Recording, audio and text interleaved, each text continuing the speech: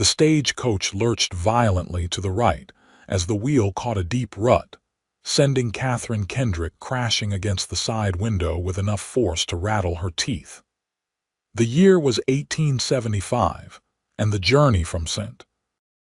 Louis to Willow Creek, Wyoming territory, had already stretched her nerves to their breaking point.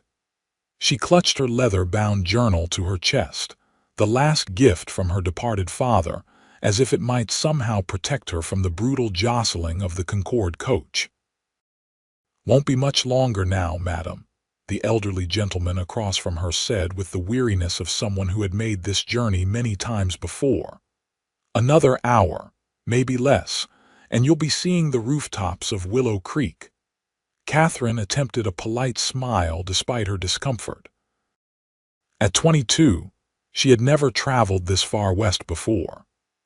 St. Louis had been the only home she'd known, but with both parents now gone and the family accounting firm sold to pay off debts, she had little choice but to accept her aunt's invitation to come west. A new teaching position awaited her in Willow Creek, assuming she survived the journey. "I certainly hope so, sir," she replied, tucking a loose strand of chestnut hair back into her once neat bun. "I'm not certain how much more of this." Her words were cut short by a sound that chilled her blood, the sharp crack of gunfire followed by a shout from the driver above. The stagecoach suddenly accelerated, bouncing Catherine and the other 3 passengers like corn in a hot skillet. "Road agents!" the elderly man exclaimed, his face going pale as he reached for a small derringer in his vest pocket. The woman beside him, who had been dozing, awakened with a start and let out a terrified gasp. The 4th passenger, a salesman with a handlebar mustache, pressed his face to the window. "They're gaining on us," he shouted. 3 riders, all armed. Catherine's heart hammered against her ribs. She had heard stories of stagecoach robberies, but never imagined she would experience one firsthand. The coach lurched again as the driver pushed the team of horses harder, the wheels bouncing wildly over the rough terrain. More gunshots rang out, closer now. The driver yelled something unintelligible, and the coach veered sharply to the left. Catherine heard the sickening crack of wood splitting second before she felt the coach begin to tip. Her stomach lurched as the vehicle toppled onto its side. In that moment, time seemed to slow. The elderly man flew across the cabin toward her. The salesman's sample case burst open, scattering tin goods and cloth samples. Catherine felt herself lifted from her seat as the coach rolled completely over. The door beside her splintered, and suddenly she was airborne, thrown clear of the tumbling vehicle into the open air. Her last conscious thought was of her journal slipping from her grasp as the ground rushed up to meet her. The pain came first, radiating from her shoulder and hip where she had landed hard on the rocky ground. Then awareness of cold, the chill of late afternoon seeping through her torn traveling dress. Catherine opened her eyes to a sky that spun dizzyingly above her. Somewhere nearby, horses whinnied in distress and men shouted. She tried to rise but fell back with a gasp of pain. Rolling to her side, she could see the overturned stagecoach about 30 yards away. One wheel still spun lazily in the air. Of the other passengers, there was no immediate sign. A gunshot cracked, followed by another. Then male voices, angry and threatening. Catherine forced herself to crawl toward a nearby clump of sagebrush, desperate for any cover. Her valise, her journal, everything was gone now. All that mattered was survival. From her hiding place, she watched in horror as 3 men on horseback circled the overturned coach. They wore bandanas over their faces and each carried a revolver. One dismounted and began rummaging through the luggage that had been strapped to the top of the coach. "Check inside," another called out. "Gotta be at least one money box." Catherine's throat constricted with fear as she thought of the other passengers. Had they survived? Where was the driver? She couldn't see the team of horses from her position, but she could hear their distressed movements. The third robber dismounted and approached the coach, gun drawn. Catherine held her breath, willing herself to be invisible among the scrubby brush. Her shoulder throbbed, and she was certain something was broken, but the fear of discovery kept her from making even the slightest sound. Time seemed to stretch as the bandits ransacked the coach. Catherine heard curses and shouts, then what sounded like a brief struggle. A single gunshot made her flinch, and she pressed a hand to her mouth to stifle a cry.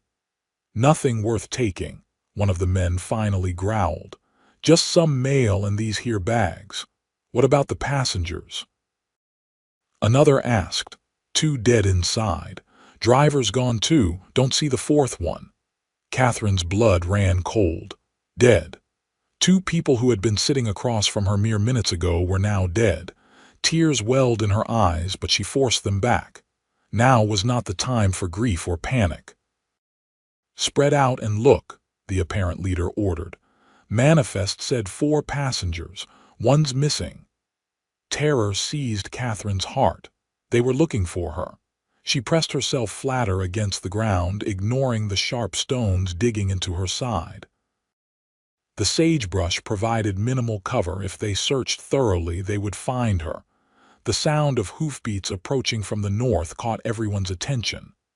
The bandits turned toward the sound, guns raised. "Someone's coming," one hissed. "Let's go. What about the missing passenger?" "Forget it. Probably crawled off and died somewhere. We got what we could." "Move." Relief flooded through Catherine as the men mounted their horses and galloped away southward, disappearing behind a rise in the land. The approaching rider was still out of sight, but the sound of hoofbeats grew steadily louder. With the immediate danger past, the full extent of her injuries made themselves known. Her head pounded, and when she touched her temple, her fingers came away with blood.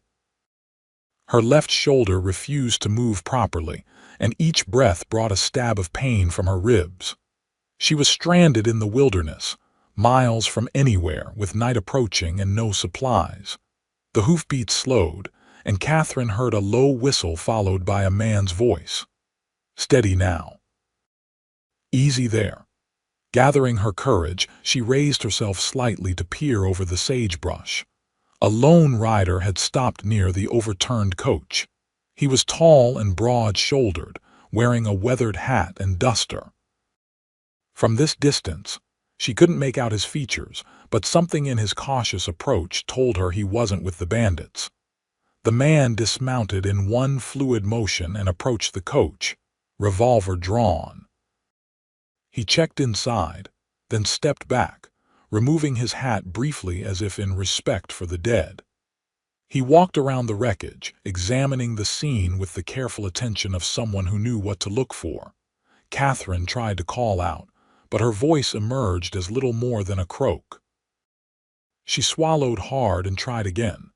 "Help," she managed, louder this time. "Please help." The man spun toward her voice, gun raised.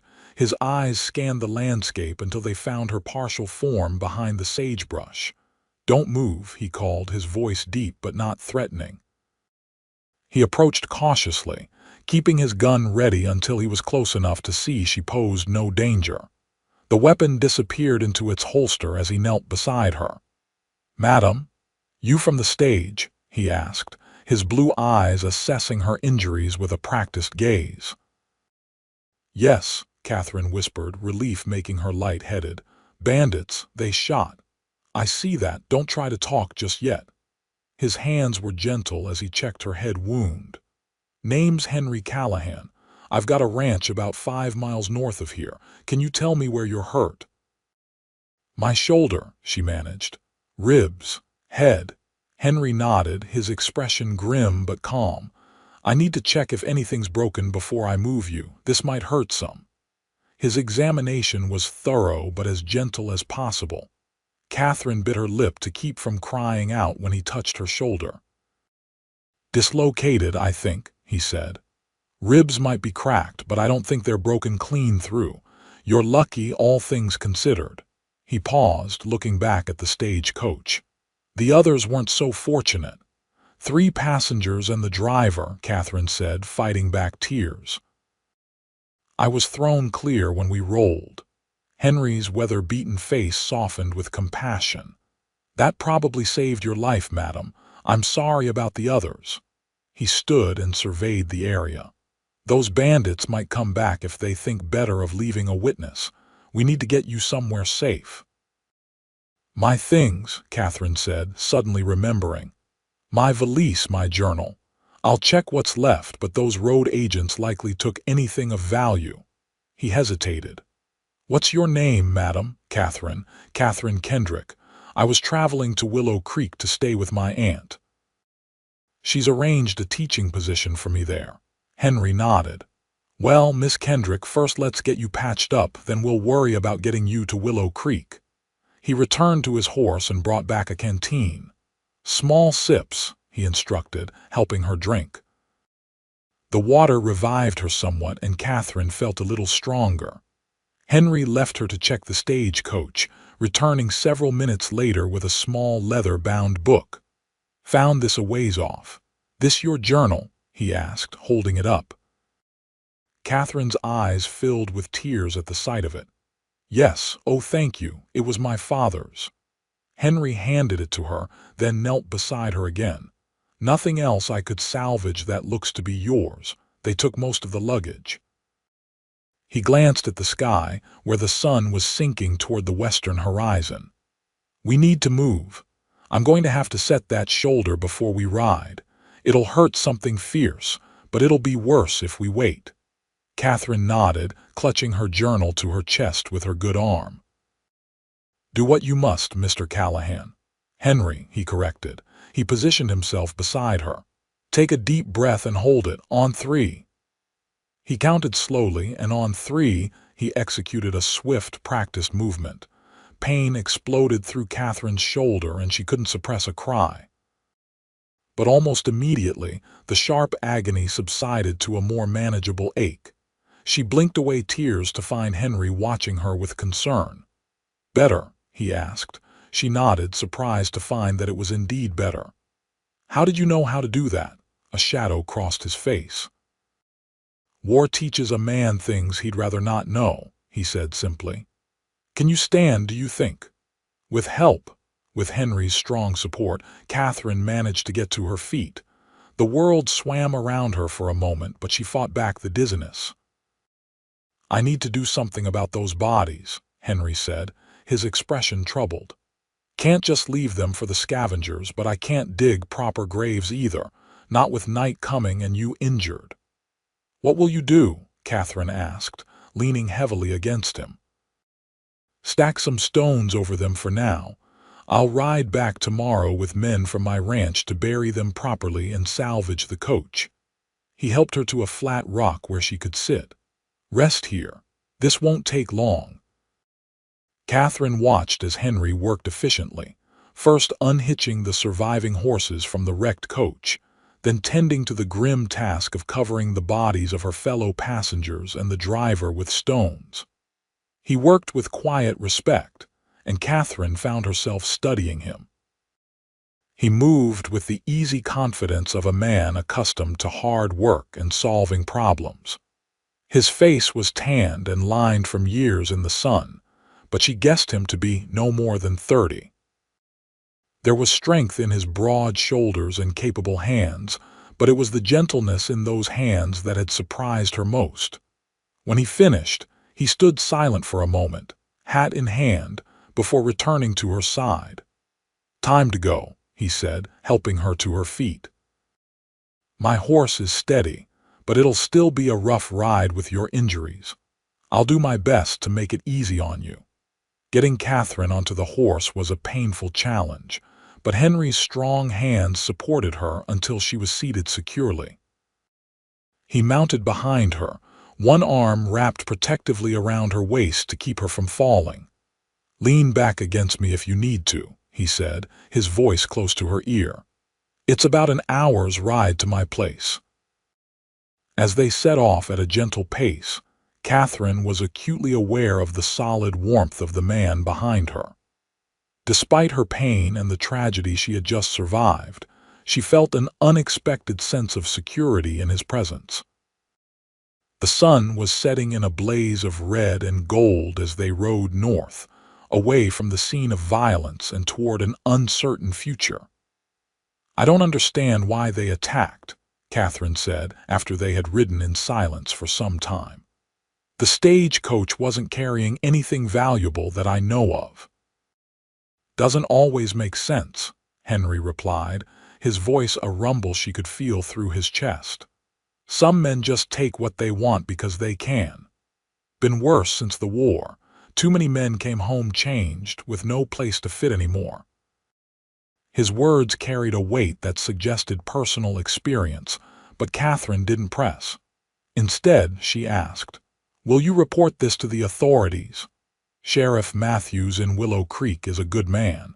I'll send word to him once you're settled. He'll want to hear your account, but that can wait until you're stronger." The mention of Willow Creek reminded Catherine of her situation. "My aunt will be worried when I don't arrive. Is there a way to get word to her?" "We'll send a message first thing tomorrow," Henry assured her. "Who is your aunt? I know most folks in Willow Creek." "Margaret Kendrick. She runs the millinery shop on Main Street, I believe." Henry was quiet a moment. "Miss Margaret is your aunt. She's a fine woman, well respected in town." The familiar way he spoke of her aunt brought Catherine a measure of comfort. Perhaps this strange land wasn't entirely foreign after all. As they rode, the landscape changed subtly. The sparse scrubland gave way to more grassy terrain, with clusters of pine trees appearing more frequently. They crested a low rise, and Henry drew the horse to a halt. "There it is," he said, pointing ahead. "Callahan Ranch." In the fading light, Catherine could make out a collection of buildings nestled in a small valley. A substantial log house formed the center, with a barn and several outbuildings arranged nearby. Fenced pastures stretched out on either side, and a creek cut through the property, reflecting the last golden rays of sunlight. "It's lovely," she said honestly. "It's home," Henry replied, a note of pride in his voice. "Built most of it with my own hands after I came back from the war. Started with nothing but the land grant and a few head of cattle." They continued down the slope toward the ranch. As they approached, Catherine saw a figure emerge from the main house, carrying a lantern. "That'll be Mrs. Wilkins," Henry explained. "She keeps house for me and helps with the cooking. Good woman. Widow. Her husband rode with me during the war." The woman held the lantern high as they rode into the yard. She was stout and gray-haired, with a kind face creased with concern as she took in the sight of Catherine slumped in front of Henry. "Land sakes, Henry, what's happened?" she called out. "Stagecoach robbery, Mrs. Wilkins," Henry answered, bringing the horse to a stop. "Miss Kendrick here was thrown clear, but she's hurt. The others didn't make it." Mrs. Wilkins's expression softened with sympathy. "Poor dear. Bring her inside, quick now. I'll heat water and get the spare room ready." Henry dismounted first, then reached up to help Catherine down. The movement sent fresh pain through her ribs and shoulder, and her legs buckled as her feet touched the ground. Without hesitation, Henry swept her into his arms, cradling her against his chest.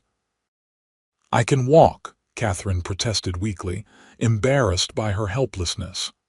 "No need," he replied, already striding toward the house. "You've been through enough today." Being carried in the strong arms of this stranger should have felt improper, but Catherine was too exhausted and in too much pain to worry about propriety. She let her head rest against his shoulder as he carried her up the porch steps and into the warm glow of the house. The main room was simply but comfortably furnished, with a large stone fireplace dominating one wall. A fire burned low in the grate, casting dancing shadows across the polished wooden floor. Henry carried her through to a smaller room off to the side, where Mrs. Wilkins was already turning down the covers on a neatly made bed. "Set her down easy," the older woman instructed. "I'll fetch clean linens and my medicine box." Henry lowered Catherine onto the bed with surprising gentleness. "Mrs. Wilkins was a nurse during the war," he told her. "You're in good hands." Catherine managed a small smile despite her pain. "Thank you, Mr. Callahan. I don't know what would have happened if you hadn't come along." Something flickered in his blue eyes, compassion, perhaps, or something deeper. "Just doing what anyone would," he said gruffly, stepping back from the bed. "I'll see to my horse and send one of the hands to Willow Creek with a message for your aunt. You rest now." After he left, Mrs. Wilkins returned with an armful of clean linens and a wooden box of medical supplies. "That man," she said with fond exasperation, "would carry the weight of the whole world if you let him. Now, let's get you out of these dirty clothes and see to those injuries proper." With Mrs. Wilkins's help, Catherine changed into a borrowed nightgown, wincing as each movement aggravated her injuries. The older woman cleaned and bandaged the cut on her temple, then wrapped her ribs tightly. "Nothing broken that I can tell," she pronounced, "but you'll be black and blue come morning." Henry did a fine job with that shoulder. He has a healer's hands, though he'd never admit it. "He seems like a good man," Catherine said, sinking back against the pillows. Mrs. Wilkins smiled knowingly. "One of the best, though life hasn't always been kind to him." "Now drink this," she added, holding out a cup of strong-smelling tea. "It'll help with the pain and let you sleep." Catherine obediently sipped the bitter brew, too tired to ask questions about her mysterious rescuer. As the medicinal tea took effect, she felt herself drifting toward sleep, the horrors of the day temporarily receding. Her last conscious thought was of strong arms carrying her to safety and blue eyes that seemed to see right through her. Morning light filtered through curtained windows when Catherine next opened her eyes. For a moment, she was disoriented, unable to place the unfamiliar ceiling above her or the comfortable bed beneath. Then memory returned: the stagecoach, the attack being thrown clear, and the cowboy who had found her, Henry Callahan. The man who had carried her to safety. She tried to sit up and immediately regretted it as pain lanced through her ribs. Her involuntary gasp brought Mrs. Wilkins hurrying into the room. "Easy does it, Miss Kendrick," the housekeeper scolded gently. "Those ribs need time to heal." "What time is it?" Catherine asked, allowing the older woman to help her into a sitting position propped up by pillows. "Just past 8 in the morning." "You slept straight through the night, which is the best medicine there is." Mrs. Wilkins poured water from a pitcher into a glass and helped Catherine drink. "How's the pain this morning?" "Better than yesterday," Catherine answered truthfully, though better was a relative term. Every breath still hurt, her shoulder ached deeply and her head pounded, but the sharp, immediate agony had subsided to a more manageable discomfort. "Good. I've brought you some of my own clothes to wear for now. They'll be too large, but they're clean." Mrs. Wilkins gestured to a folded stack on the dresser. "And there's hot water in the basin for washing up. I'll help you when you're ready for breakfast." "Has word been sent to my aunt?" Catherine asked, suddenly remembering her family's likely concern. "Henry sent young Tomas to town last night with a message. Your aunt knows you're safe and where you are. Henry said she'd likely be out to see you today herself." Mrs. Wilkins bustled about the room, opening the curtains wider to admit more light. "Now, do you think you can eat something?" "I've made flapjacks and there's coffee brewing." Despite everything, Catherine found she was hungry. "Yes, thank you. That sounds wonderful." Mrs. Wilkins helped her wash and dress, a slow and painful process that left Catherine breathless. The borrowed dress hung loosely on her slender frame, but it was clean and comfortable. Her chestnut hair, usually arranged in a neat bun, fell in waves down her back. She lacked the strength to lift her arms long enough to pin it up. "You look better with some color in your cheeks, Mrs. Wilkins pronounced when they'd finished. "Let's get some food in you." Leaning heavily on the older woman's arm, Catherine made her way slowly to the kitchen, where the promised breakfast awaited. The kitchen was warm and inviting, with bunches of dried herbs hanging from the rafters and copper pots gleaming on hooks along one wall. A round oak table dominated the center of the room, already set for breakfast. Henry rose from his chair as they entered. He was dressed simply in a blue cotton shirt and denim trousers, his dark hair still damp from washing. Something in his expression softened when he saw Catherine. "Miss Kendrick," he said with a slight nod. "Good to see you on your feet." "Thanks to your care, Mr. Callahan," she replied, carefully lowering herself into the chair he held for her. "I owe you my life." A flush of color touched his tanned cheeks. "No need for that kind of talk. Any decent man would have done the same." Mrs. Wilkins made a sound that might have been a snort as she set a plate of golden flapjacks in front of Catherine. "Decent men are rarer than you think these days, Henry Callahan, and you know it." He shook his head but didn't argue, instead pouring coffee for Catherine from a battered tin pot.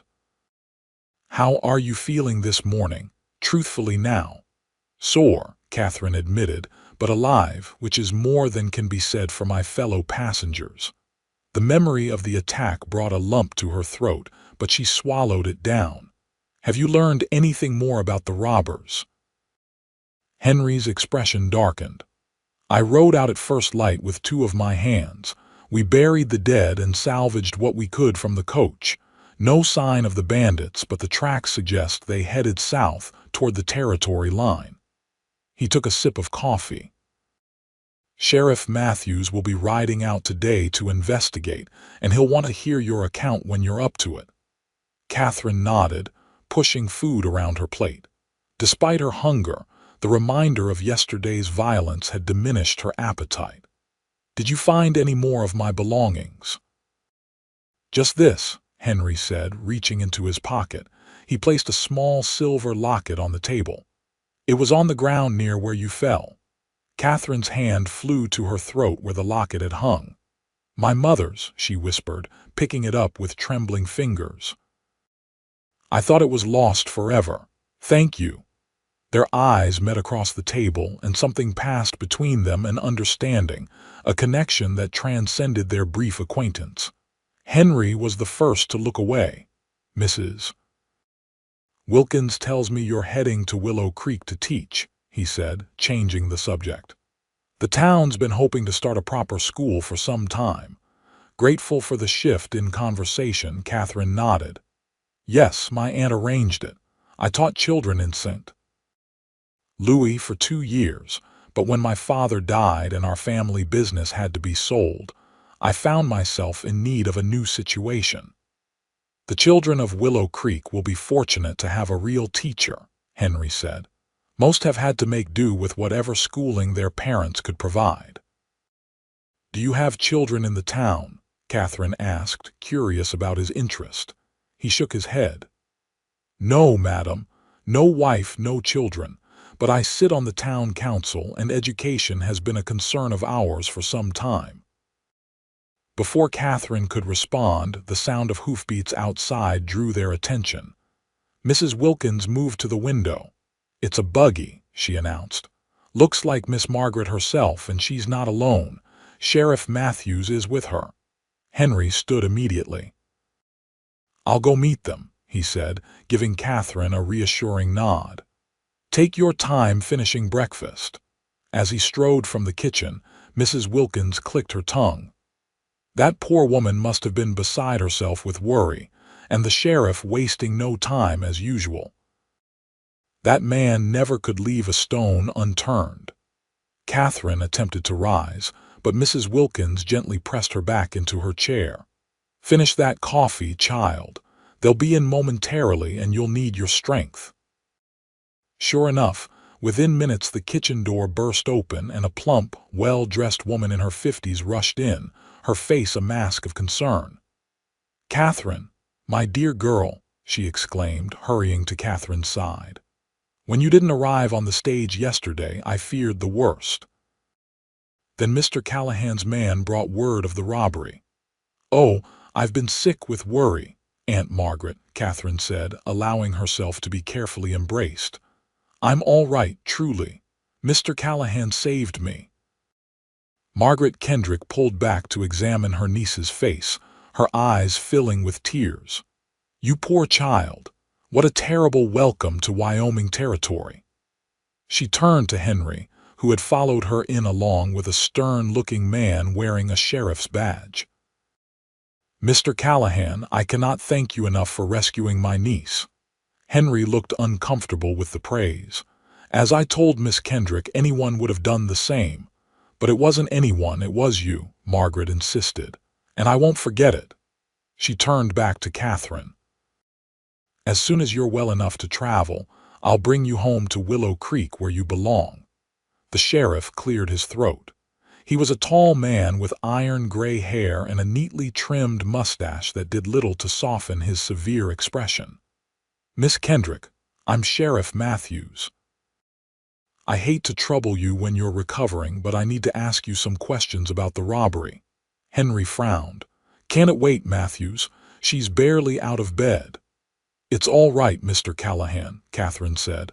"I want to help catch these men if I can." For the next half hour, Catherine recounted everything she could remember about the attack, the sound of gunfire, the coach overturning, being thrown clear, and what she had observed while hiding in the sagebrush. The sheriff listened intently, occasionally making notes in a small book. "Did you get a good look at any of their faces?" he asked. Catherine shook her head. "They wore bandanas, but one was very tall, another heavyset. The third was smaller, younger maybe. I couldn't hear their names. And they were heading south, you say?" The sheriff directed this question to Henry. "That's what the tracks showed," Henry confirmed. "Toward the territorial border. If they cross into Colorado, they'll be beyond your jurisdiction." The sheriff's mouth tightened. "I'm well aware of that, Callahan. All the more reason to move quickly." He closed his notebook and turned back to Catherine. "Thank you, Miss Kendrick. You've been most helpful. I'm sorry for what you've endured, but grateful you survived to tell the tale." "When do you think I might be able to travel to Willow Creek?" Catherine asked her aunt. Margaret exchanged glances with Mrs. Wilkins. "The doctor's out of town until tomorrow," she said. "I'd like him to examine you before we attempt the journey. It's not far, but the roads are rough." "She's welcome to stay here until the doctor clears her to travel," Henry said. "Mrs. Wilkins is experienced with injuries, and we have plenty of room." "That's very kind, Mr. Callahan," Margaret said, though Catherine detected a note of hesitation in her aunt's voice. "But I wouldn't want to impose further on your hospitality." "It's no imposition," Henry insisted. "And it would be better for Miss Kendrick not to be moved until we're sure it's safe." A silent communication seemed to pass between the adults in the room, something Catherine couldn't quite interpret. Finally, her aunt nodded. "Very well. If Catherine is comfortable with the arrangement, she can remain here until Dr. Wilson has seen her." Margaret turned to her niece. "What do you say, dear? Would you prefer to stay or try to make the journey to town today?" Catherine thought of the pain that even the slightest movement caused her. The prospect of a buggy ride, even a short one, was daunting. "I think it might be best if I stayed until the doctor comes," she said. "If Mr. Callahan is certain it's no trouble." "No trouble at all," Henry said, and the gentleness in his voice made Catherine's heart beat a little faster. The sheriff departed soon after, promising to send word if he discovered anything about the bandits. Margaret stayed longer, fussing over Catherine and engaging in polite conversation with Mrs. Wilkins, whom she evidently knew well. Henry excused himself to tend to ranch business, leaving the women to talk. Once they were alone, Margaret leaned closer to Catherine. "How are you really, my dear? I was frantic when you didn't arrive yesterday." "I'm better than I have any right to be," Catherine admitted. "If Mr. Callahan hadn't come along when he did." She shuddered at the thought. "He's a good man," Margaret said, watching Catherine's face carefully.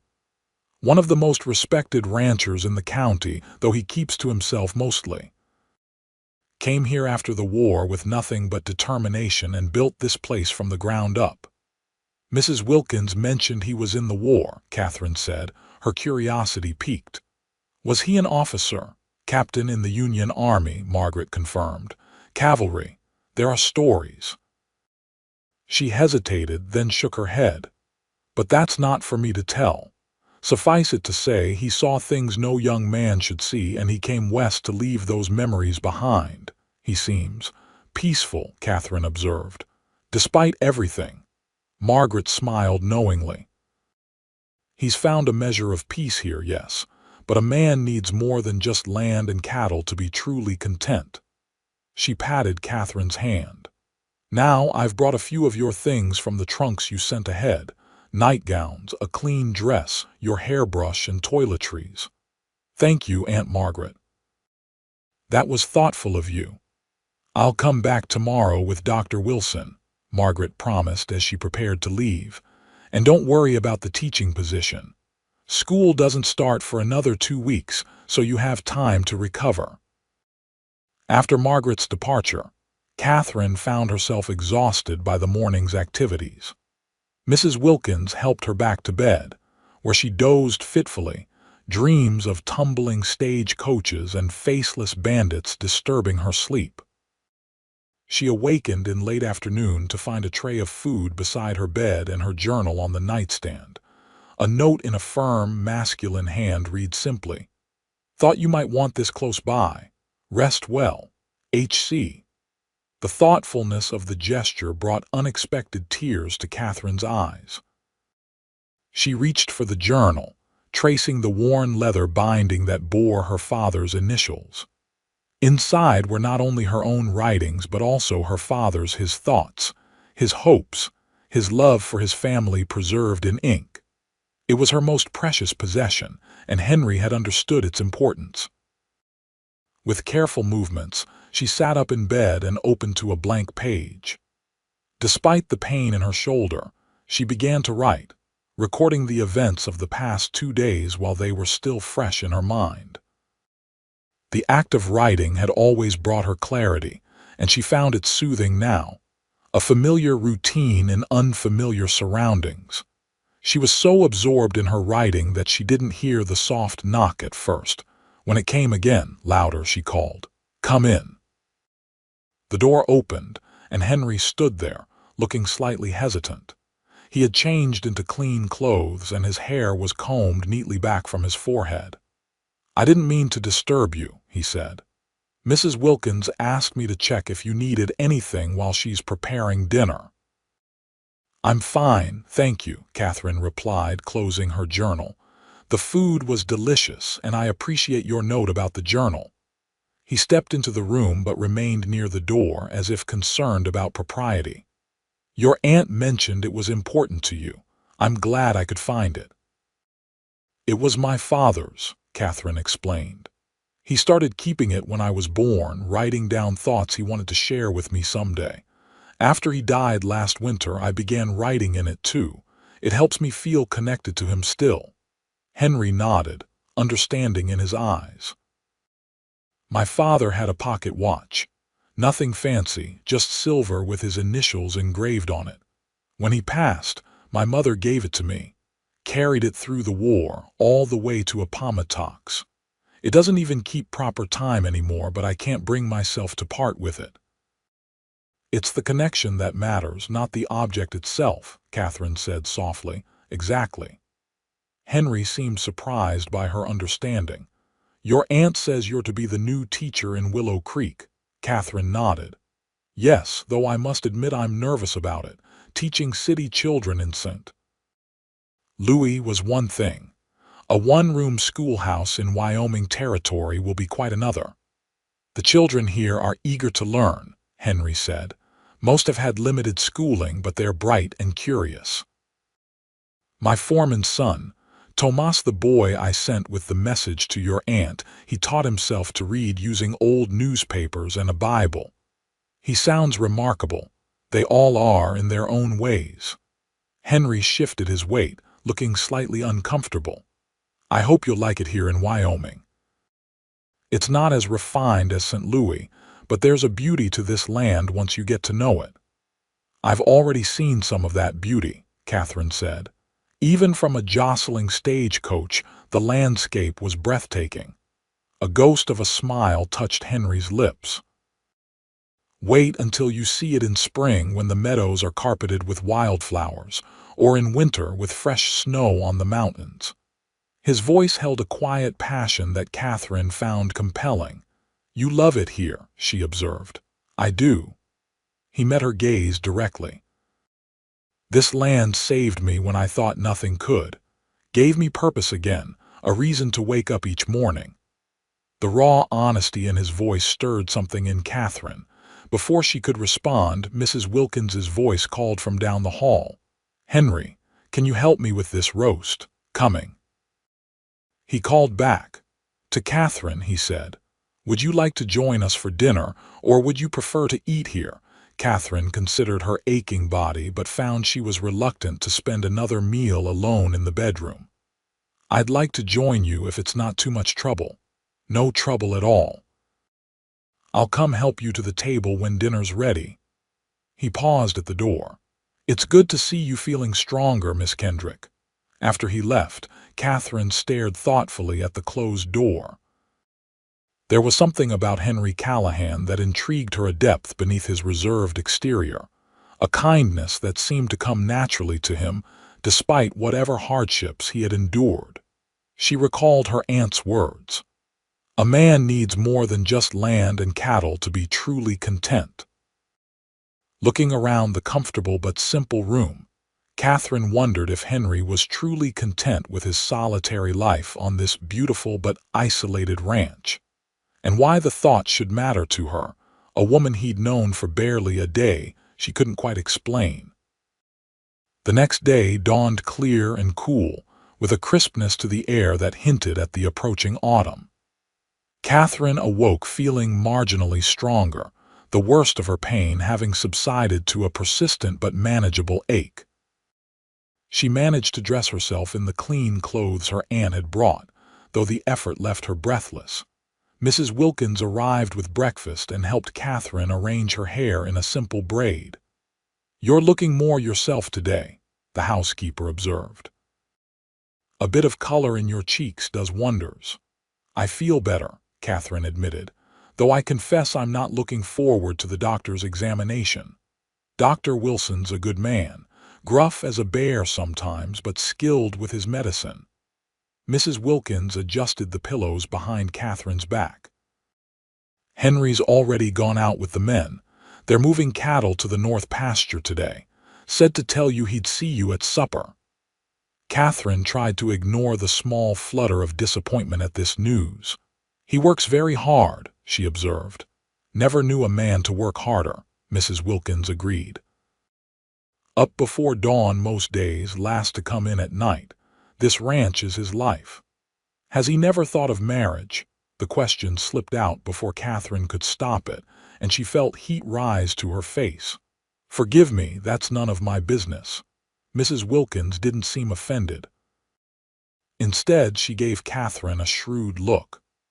There was a girl before the war. They were to be married when he returned, but Henry came back changed like so many did. She couldn't understand what he'd been through and he couldn't explain it. Eventually, she married someone else. How terrible for him, Catherine said softly. It was for the best in the end, Mrs. Wilkins said firmly. She wasn't strong enough for him. Henry needs someone who can understand that some wounds don't show on the outside. She patted Catherine's hand. Now eat your breakfast before it gets cold. Your aunt and the doctor should be here by midday. True to Mrs. Wilkins's prediction, Margaret arrived with Dr. Wilson shortly after noon.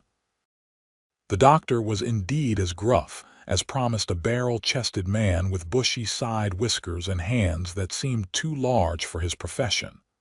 But his examination was thorough and surprisingly gentle. "Dislocated shoulders been set properly," he pronounced. "Ribs are bruised but not broken. Head wound is healing clean. You're a fortunate young woman, Miss Kendrick." "That's what everyone keeps telling me," Catherine replied. "When will I be able to travel to Willow Creek?" The doctor stroked his whiskers thoughtfully. "I'd prefer you wait another day or two before attempting even that short journey. The roads are rough, and jolting about in a buggy won't do those ribs any favors." Margaret, who had been hovering anxiously nearby, looked concerned. "Are you sure she's receiving proper care here, doctor? Perhaps she'd recover faster in town, where you could check on her more easily." "She's getting excellent care," Dr. Wilson said firmly. "Mrs. Wilkins was one of the best nurses I worked with during the war, and Callahan's place is quiet and clean." He turned to Catherine. "Rest, young lady. That's my prescription. Rest and good food for at least a week before you even think about starting your teaching duties." After the doctor left, Margaret sat beside Catherine's bed, fidgeting with her gloves. "Are you truly comfortable here, Catherine? I could insist on bringing you to town if you prefer." "I'm fine, Aunt Margaret," Catherine assured her. "Everyone has been most kind, and as the doctor said, it's quiet here, good for recovery." Margaret didn't look entirely convinced. "It's just a young, unmarried woman staying in a bachelor's home, even with Mrs. Wilkins as chaperone. People might talk." Catherine hadn't considered the potential for gossip. Would it really be so scandalous? Under the circumstances, Willow Creek is a small town, dear. People notice things and they talk. Margaret sighed. "Not that anyone would think ill of Henry Callahan, he's highly respected. But your new and first impressions matter, especially for a teacher." "I understand," Catherine said, though she felt a pang of regret at the thought of leaving the ranch sooner than necessary. "Perhaps tomorrow or the next day if I'm stronger."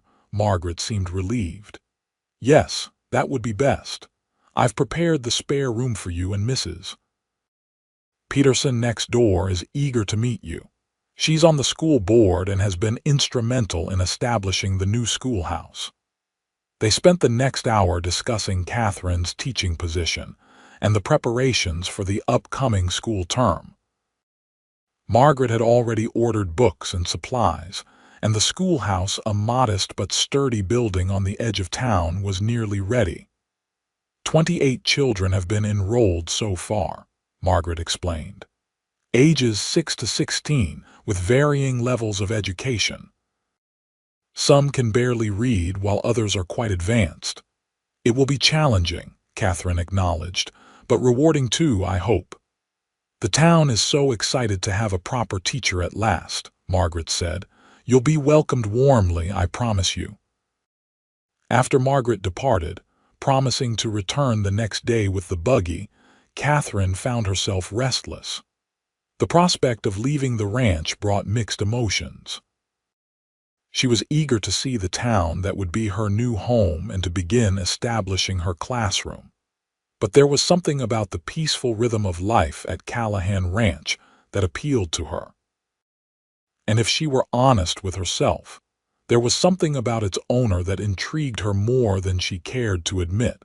Feeling stronger than she had since the accident, Catherine decided to venture outside. She wrapped a borrowed shawl around her shoulders and made her way carefully through the house to the front porch. The late afternoon sun bathed the landscape in golden light, and a gentle breeze carried the scent of pine and grass. She settled into a rocking chair, breathing deeply despite the twinge in her ribs. The view was spectacular, rolling meadows giving way to foothills that rose toward distant mountains. Cattle grazed peacefully in a nearby pasture, and closer to the house, A vegetable garden displayed neat rows of late summer produce. "It's beautiful, isn't it?" Mrs. Wilkins said, appearing in the doorway with 2 cups of tea. She handed one to Catherine before taking a seat in the neighboring rocker. "I never tire of this view." "It's breathtaking," Catherine agreed, sipping the fragrant tea. "How long have you lived here, Mrs. Wilkins?" "Going on 8 years now. Came with my husband, Frank, when Henry first bought the land. Frank and Henry served together in the war." A shadow passed over the older woman's face. "Lost Frank 4 years ago to pneumonia. Henry insisted I stay on, said the ranch needed a woman's touch. Truth is, I think he knew I had nowhere else to go." "He seems like a very thoughtful man," Catherine observed. "That he is, though he hides it well sometimes," Mrs. Wilkins agreed. She gave Catherine a sidelong glance. "Your aunt seemed in quite a hurry to get you to town." Catherine felt her cheeks warm. "She's concerned about propriety. A teacher must be beyond reproach, especially in a small community." Mrs. Wilkins snorted softly. "As if anyone who knows Henry would think for a moment he'd behave improperly. The man's as honorable as the day is long." "I believe that," Catherine said quickly. "But Aunt Margaret is right. I am new to Willow Creek, and first impressions matter." "I suppose they do," Mrs. Wilkins conceded. She rocked silently for a moment, then added, "It's been good having another woman in the house, even if just for a few days. This place could use a feminine presence more permanent than mine." Before Catherine could respond to this rather pointed observation, the sound of approaching horses drew their attention. A group of riders appeared over the rise, dust rising from their horses' hooves in the golden afternoon light. Even at a distance, Catherine recognized Henry's broad-shouldered figure leading the group. "Right on time," Mrs. Wilkins said, rising from her chair. "I'd better see to supper. Those men will be hungry after a day of moving cattle." Catherine remained on the porch, watching as the riders approached the ranch. There were 5 of them: Henry, a gray-haired man who appeared to be the foreman, and 3 younger cowboys. They rode with the easy confidence of men who had spent their lives in the saddle. As they reached the yard, Henry spotted Catherine on the porch. He said something to the others, who continued toward the barn, then guided his horse, a magnificent chestnut, gelding toward the house. He dismounted in one fluid motion and removed his hat as he approached the porch. "Miss Kendrick," he greeted her, his face dusty but his smile genuine. "It's good to see you up and about. How are you feeling?" "Much better, thank you," she replied. "Dr. Wilson says I'm healing well." Henry leaned against the porch railing, his hat in his hands. "I heard he recommended you stay quiet for a few more days." "Yes, though my aunt is eager to bring me to town tomorrow or the next day," Catherine said. "She's concerned about appearances." Understanding dawned in Henry's eyes, and he nodded slowly. "Of course. Small towns and their sensibilities." There was no judgment in his voice, only a hint of resignation. "Mrs. Wilkins is a respected widow, but I suppose that's not enough to silence wagging tongues." "It seems ridiculous, given the circumstances," Catherine said, surprised by the force of her own annoyance. "You saved my life. Where else would I have gone?" A smile tugged at the corner of Henry's mouth. "Your aunt is right to be cautious. A teacher needs to be above reproach, and you haven't even had a chance to establish yourself in Willow Creek yet." "Is it always so restrictive?" Catherine asked. "In St. Louis, at least in our circle, there seemed to be more allowance for unusual circumstances." "Towns like Willow Creek are built on reputations," Henry explained. "Out here, a person's word and character are sometimes all they have. Once lost, they're nearly impossible to regain." He straightened up from the railing. "But don't let that discourage you. The people here are good-hearted once they know you." "And do they know you, Mr. Callahan?" The question slipped out unbidden. His eyes met hers, and something in their blue depths made her heart beat faster. "Some do," he said quietly, "but a man doesn't always want to be known completely." The moment stretched between them, charged with something Catherine couldn't name. Then Henry cleared his throat and settled his hat back on his head. "I should clean up before supper," he said. "Mrs. Wilkins gets cross if I track dirt into her kitchen." "Of course," Catherine said, suddenly flustered. "I should go in as well. The evening air is getting cool." Henry offered his arm to help her rise from the rocking chair. His touch was steady and warm through the thin fabric of her dress, and she was acutely aware of his strength as she leaned on him momentarily. "Thank you," she murmured, reluctantly releasing his arm once she was standing. "My pleasure, Miss Kendrick." As they walked into the house together, Catherine found herself wishing, quite irrationally, that her recovery might take just a little longer than expected. Supper that evening was a lively affair. The foreman, Mr. Dawson, joined them, along with Tomas, the young man who had carried the message to Catherine's aunt. Tomas was only 17 but carried himself with the confidence of someone older. He regarded Catherine with undisguised curiosity. "Is it true you're going to teach at the new school, Miss Kendrick?" he asked as Mrs. Wilkins served roast beef and potatoes. "Yes, that's the plan," Catherine replied. "Once I've recovered my strength." "I've always wanted proper schooling," Tomas said eagerly. "Mr. Callahan's been teaching me when he has time, but he says I need a real teacher for subjects like history and mathematics." Catherine glanced at Henry in surprise. "You've been teaching him?" Henry looked slightly embarrassed. "Just the basics. Rating, some arithmetic. Nothing formal." "He's being modest," Mr. Dawson interjected. "Boss has quite a library in his study, and he's made sure every hand on this ranch can at least read and cipher enough to get by." "Education matters," Henry said simply, "even especially out here." "Would it be possible for Tomas to attend the school in town?" Catherine asked. "He seems very eager to learn." "The ranch is a long ride from town," Henry said, "but if he wants to go, we can arrange it." He looked at the young man. "It would mean early mornings and late returns, and you'd still have your duties here." "I don't mind, sir," Tomas said quickly. "I could do both." "We'll see," Henry said, not unkindly. "Let's wait until Miss Kendrick is settled and the school is actually open before making plans."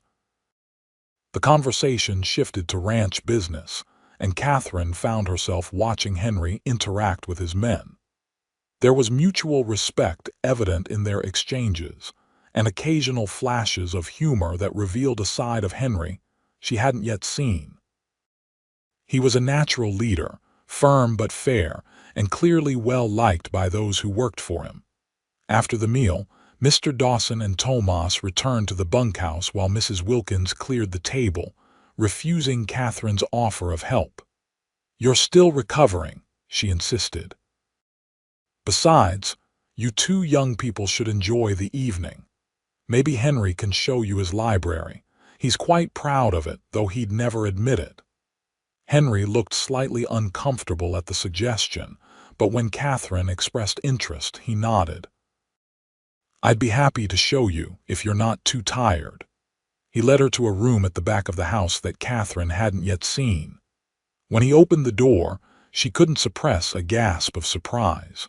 3 walls were lined with bookshelves, filled from floor to ceiling with volumes of every size. A large desk stood near the window, and a comfortable leather chair was positioned beside a small fireplace. A well-used chessboard sat on a small table nearby. "This is remarkable," Catherine said, moving to examine the nearest shelf. "I never expected to find such a collection in—" She trailed off, realizing how that might sound, in a cowboy's ranch house. Henry finished for her, amusement rather than offense in his voice. "Most of these were my father's. He was a professor of literature before he became a minister. I've added to the collection over the years." Catherine ran her fingers gently over the spines of the books.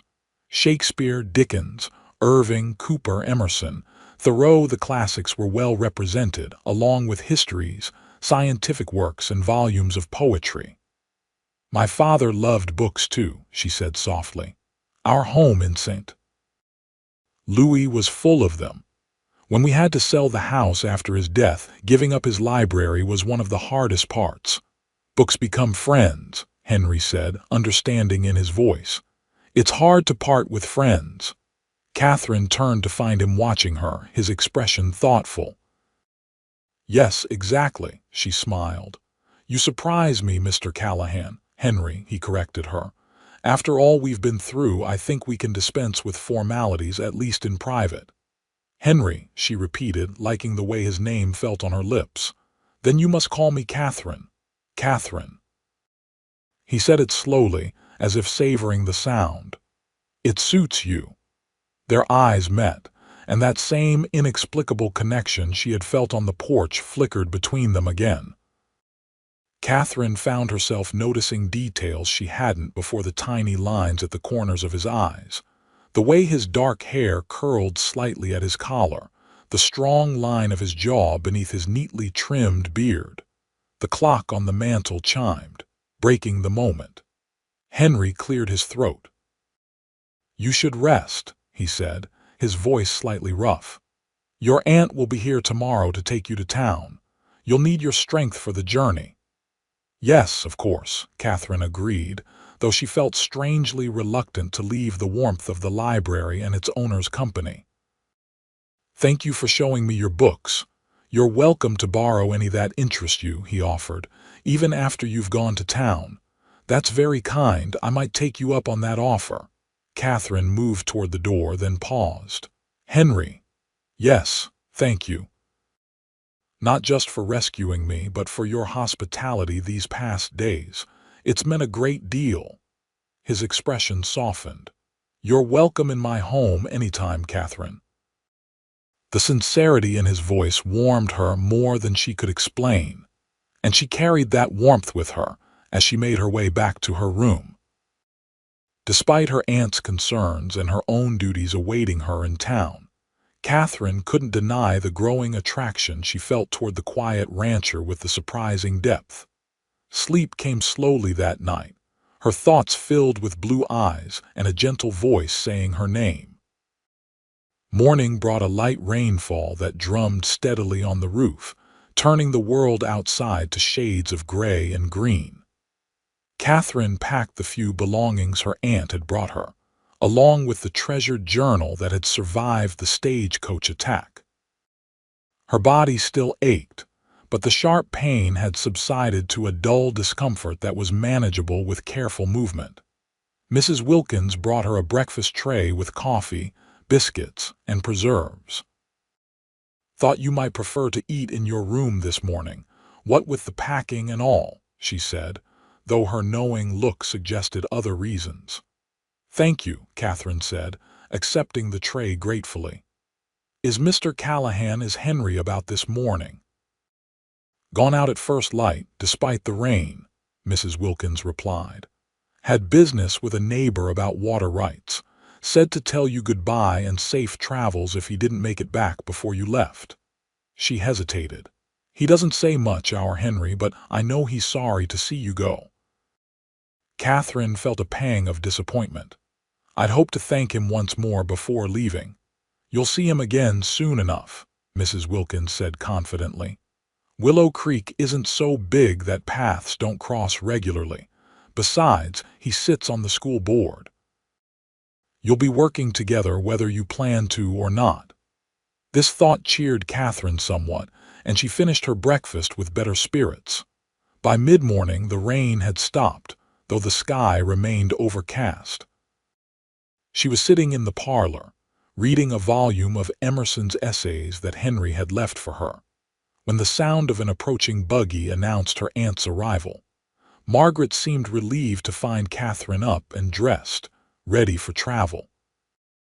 "You look much better, dear," she said, embracing her niece carefully. "Some color in your cheeks at last. Has Mrs. Wilkins been feeding you well?" "Like a queen," Catherine confirmed, returning the embrace. "I'll miss her cooking." "Well, I'm no Mrs. Wilkins in the kitchen, but I manage well enough," Margaret said. "And Mrs. Peterson next door has already promised to bring over a welcome dinner tonight. Everyone's eager to meet you." As Catherine gathered her things and prepared to leave, she found herself lingering, hoping Henry might return in time to say goodbye. But the minutes ticked by, and there was no sign of him. Finally, with her belongings loaded in the buggy and no further reason to delay, she embraced Mrs. Wilkins warmly. "Thank you for everything," she said. "I can't tell you how grateful I am for your care." "Pish posh," Mrs. Wilkins said gruffly, though her eyes were suspiciously bright. "It was nice having someone to fuss over besides that stubborn man of mine."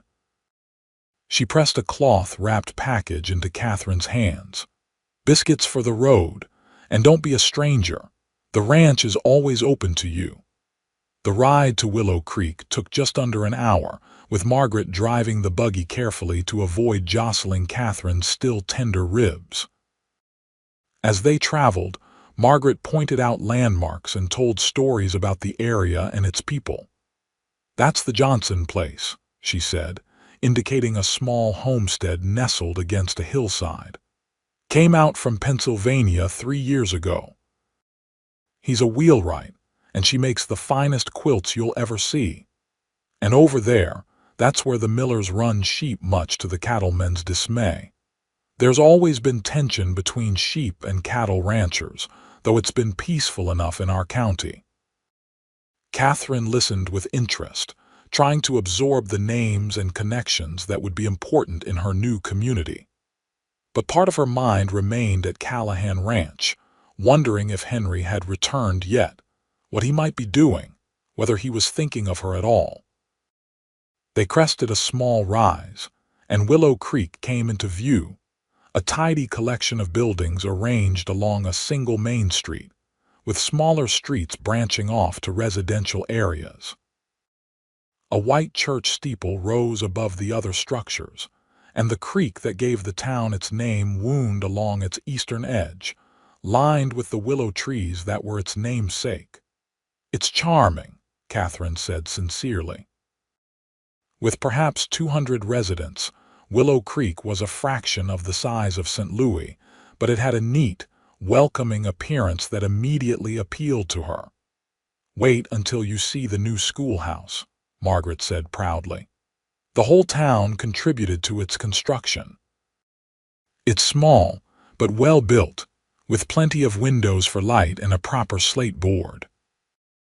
They drove down the main street, where Margaret pointed out the essential businesses: the general store, the bank, a small hotel, the sheriff's office, the doctor's residence and surgery, and her own millinery shop. People on the boardwalks waved or called greetings, studying Catherine with undisguised curiosity. "News travels fast," Margaret explained. "Everyone knows about the stagecoach robbery and your rescue by Henry Callahan. You'll be answering questions for weeks, I'm afraid." Margaret's home was a tidy white clapboard house on a quiet side street, with a small front garden bright with late summer flowers. Inside, it was cozy and well kept, with comfortable if slightly old-fashioned furnishings. The spare room prepared for Catherine was small but pleasant, with a narrow bed, a dresser, and a writing desk positioned beneath a window that overlooked a kitchen garden. "It's not grand," Margaret said apologetically, "but I hope you'll be comfortable here until you decide whether to stay permanently." "It's lovely," Catherine assured her. "Thank you for opening your home to me." The rest of the day passed in a whirl of activity. Despite Catherine's protests that she needed rest, neighbors began arriving almost immediately, bringing food and welcome gifts while barely disguising their eagerness to meet the new teacher and hear the story of her dramatic arrival in Wyoming territory. Mrs. Peterson, the school board member, arrived first, a thin, energetic woman with iron-gray hair and piercing eyes that missed nothing. "We've been praying for a qualified teacher for 2 years," she said, examining Catherine as if assessing a piece of merchandise. When Margaret wrote that her niece was experienced and willing to come west, it seemed like divine providence.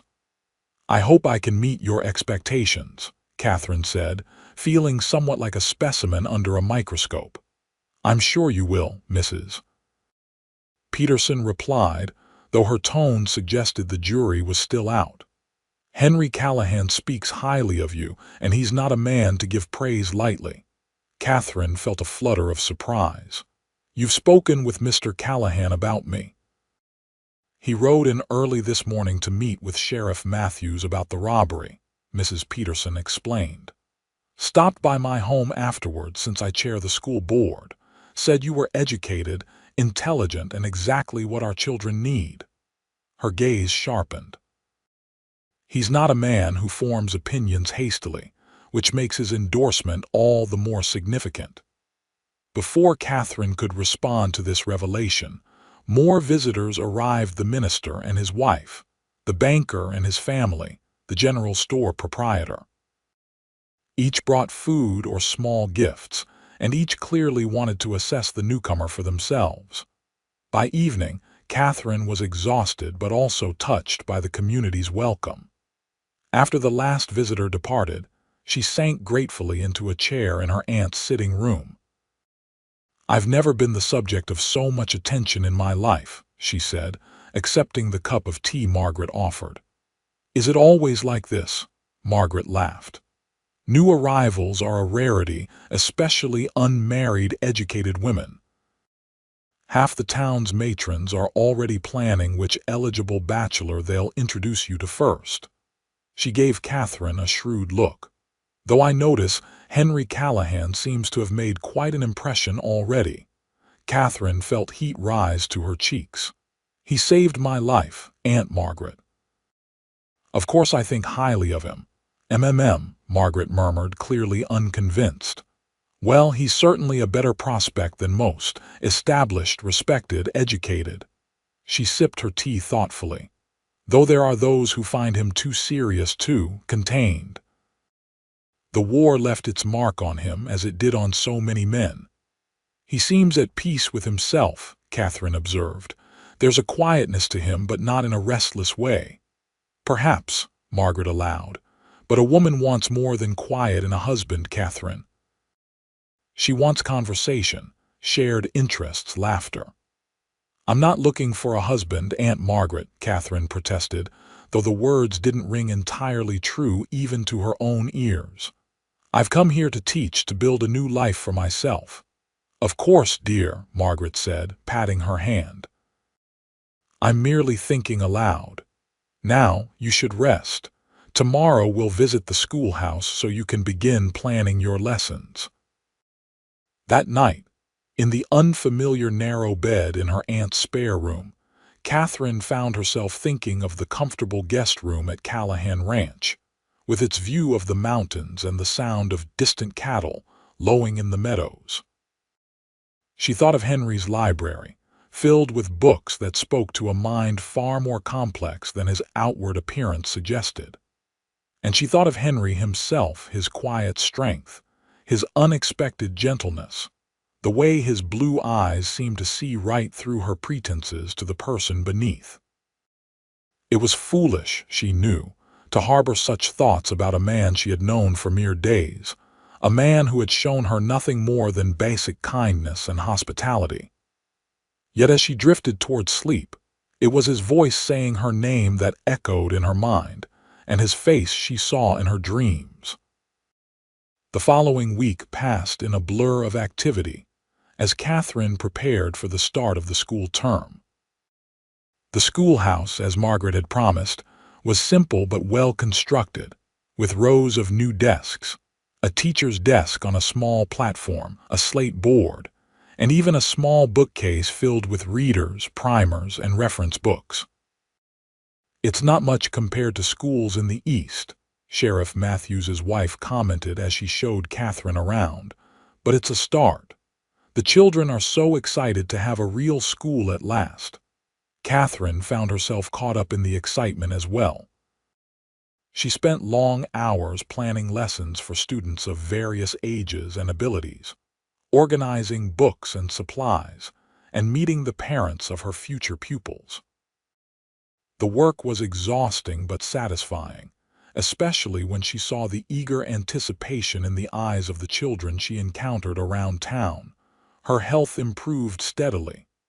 The discomfort in her ribs diminished day by day, and her shoulder, while still stiff, no longer pained her constantly.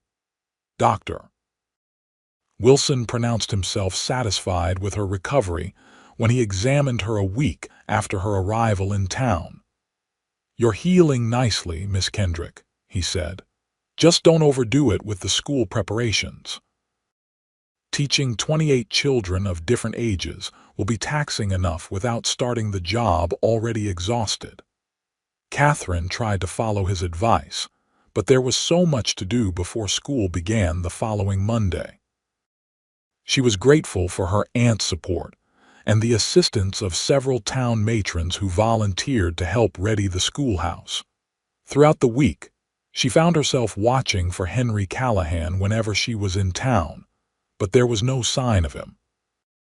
She told herself it was natural to wonder about the man who had saved her life, natural to feel a connection to him after their shared experience. But in quiet moments, she knew her interest went deeper than mere gratitude. On Saturday afternoon, as Catherine was arranging books in the schoolhouse, the door opened to admit a familiar figure. Her heart skipped a beat when she saw Henry standing there, hat in hand, looking somewhat hesitant. "Mr. Callahan," she said, unable to keep the pleasure from her voice. "How nice to see you, Miss Kendrick," he replied, then corrected himself with a small smile. "Catherine, you're looking well. Recovery progressing?" "Yes, thank you. Dr. Wilson is quite pleased with my progress." She gestured to the schoolroom around her. "As you can see, I've been busy preparing for Monday's opening." Henry stepped further into the room, his eyes taking in the neat rows of desks, the books, the maps she had pinned to the walls. "You've done wonders with the place," he said. "It finally looks like a proper school." "The townspeople have been incredibly supportive," Catherine said. "Everyone has contributed something: books, supplies, their time." "This school means a great deal to Willow Creek," Henry said, moving to examine the small library she had arranged. Education wasn't a priority when the town was first established. Survival was. But now that things are more settled, people want better for their children. "Including you," Catherine observed. "Mrs. Peterson mentioned you were instrumental in pushing for a schoolhouse and a qualified teacher." A flush of color touched Henry's tanned cheeks. "I just helped with the building and contributed some funds. Mrs. Peterson and the other board members did the real work." "Still, it's admirable," Catherine said. "Not everyone values education as highly as you seem to." "My father was a teacher before he became a minister," Henry said. "He believed an educated mind was a gift from God to be developed and used wisely." He ran a finger along the spine of a mathematics textbook. "I've tried to honor that belief in my own way." There was something in his expression of vulnerability, a glimpse of the boy he must once have been, eager to please a respected father, that touched Catherine deeply. "I'm sure he would be proud of what you've accomplished," she said softly.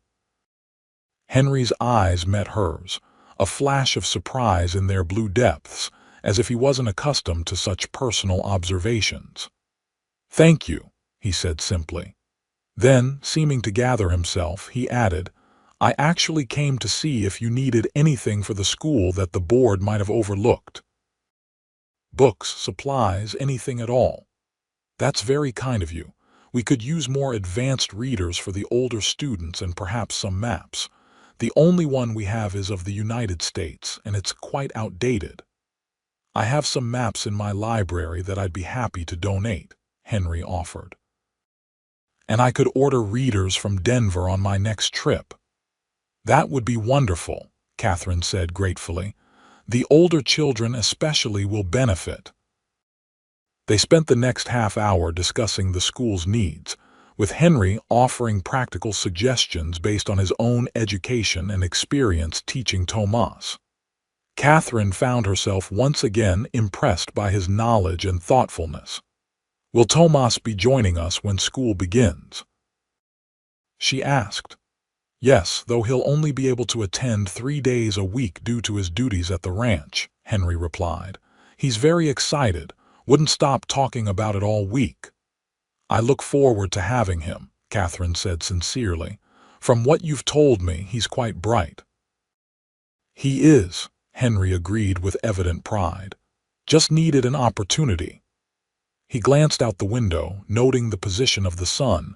I should be going. I promised Sheriff Matthews I'd stop by before heading back to the ranch. Of course, Catherine said, trying to hide her disappointment that their conversation was ending. Thank you for coming and for your offer of maps and books. I'll bring the maps by tomorrow after church, Henry said, settling his hat back on his head. If that's convenient. Perfectly convenient, Catherine replied, perhaps too quickly. I'll be here in the afternoon finishing preparations. He nodded, then hesitated at the door. It's good to see you settled in Willow Creek, Catherine. I think you'll do well here. I hope so, she said. I already feel more at home than I expected to. Something in her tone or expression made him pause, his eyes searching hers. I'm glad, he said quietly.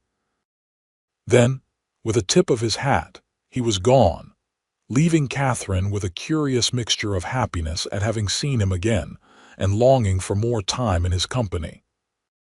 She returned to arranging books, but her thoughts remained on Henry Callahan, and the growing certainty that her feelings for him were becoming something far more complicated than gratitude. Sunday brought clear skies and mild temperatures, perfect for Catherine's first church service in Willow Creek.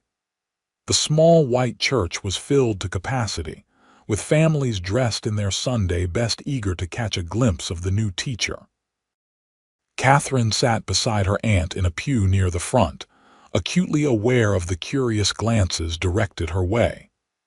The minister, Reverend Simmons, had visited her earlier in the week, and he now acknowledged her presence with a warm smile before beginning the service. She was halfway through the second hymn when she sensed, rather than saw, someone enter the church. Glancing toward the back, she saw Henry slipping quietly into one of the rear pews. Their eyes met briefly across the crowded sanctuary, and he gave her a small nod before turning his attention to the hymnal. Throughout the service, Catherine found her gaze drawn repeatedly to where Henry sat. He sang the hymns in a pleasant baritone and listened attentively to the sermon. There was something deeply appealing about seeing this strong, capable man participating in the quiet rituals of worship. After the service, the congregation gathered outside the church for the usual Sunday socializing. Catherine was immediately surrounded by parents eager to introduce their children and ask questions about the upcoming school term. She answered as best she could while trying to keep track of names and faces. "You're quite the center of attention," a familiar voice observed, and she turned to find Henry standing nearby, looking somewhat uncomfortable in his Sunday suit. "Not by choice, I assure you," she replied with a smile. "I think half the town is determined to assess my fitness as a teacher before classes even begin. And the other half is wondering if you'll make a suitable wife for one of Willow Creek's bachelors," Henry said, a hint of amusement in his eyes. Catherine felt her cheeks warm. "So my aunt has informed me. Apparently, eligible women are in short supply." "That they are," Henry agreed. Before he could say more, they were interrupted by Mrs. Peterson, who swept up with determined energy. "Miss Kendrick, I want to introduce you to my nephew, Edward," she said, pulling forward a thin young man with spectacles and a nervous smile. "He's our town clerk and a member of the school board. Edward, this is Miss Kendrick, our new teacher." "Pleased to meet you, Miss Kendrick," Edward said, his voice as thin as his frame. "We're all very excited about the school opening." "Thank you, Mr. Peterson. I'm looking forward to it as well." Mrs. Peterson beamed at them both, her matchmaking intentions painfully obvious. "Edward has been instrumental in organizing the school records and securing funding from the territorial government." "That's admirable work," Catherine said politely, though she couldn't help noticing that Henry had taken a small step back, as if preparing to leave. "Edward will be attending the welcome dinner for you tonight," Mrs. Peterson continued. "Perhaps he could escort you." "That's very kind," Catherine began, "but my aunt, I'm sure Margaret wouldn't mind," Mrs. Peterson pressed. "Would you, Margaret?" she added as Catherine's aunt joined the group. Margaret glanced between Catherine, Edward, and significantly Henry, who was now looking decidedly uncomfortable. "Catherine is still recovering from her injuries," she said diplomatically. "I think it's best if she walks with me. But of course, Edward is welcome to join our table at the dinner." Mrs. Peterson looked disappointed but nodded. Of course. Another time, perhaps." As the conversation shifted to details about the community dinner planned that evening, Henry excused himself quietly. "I should be going. Ranch business to attend to. Catherine, I'll bring those maps by the schoolhouse later as promised." "Thank you," she said, wishing they could have spoken longer. "I'll be there after the dinner, around 7. He nodded and moved away, exchanging brief greetings with other townspeople as he went. Catherine watched him go, aware of a sense of loss that seemed disproportionate to their brief interaction. "Henry Callahan isn't much for social gatherings," Mrs. Peterson observed, following Catherine's gaze. "Never has been, not since he came back from the war. Keeps to himself mostly, except for church and town council meetings." "He's a private man," Margaret agreed, "but a good one. The town owes him a great deal, though he'd never acknowledge it." The community dinner that evening was held in the town hall, a large open room attached to the sheriff's office. Nearly everyone in Willow Creek attended, bringing dishes to share in a potluck feast that showcased the community's best cooking. Catherine found herself seated at a table with her aunt, Reverend Simmons and his wife, Sheriff Matthews and his family, and as promised, Edward Peterson, who seemed determined to impress her with his knowledge of territorial education regulations. Throughout the evening, Catherine met dozens of parents and children, trying to remember names and connections while answering questions about her teaching philosophy and experience. By the time the dinner ended, her head was spinning with information, and she was grateful for the excuse to slip away to the schoolhouse.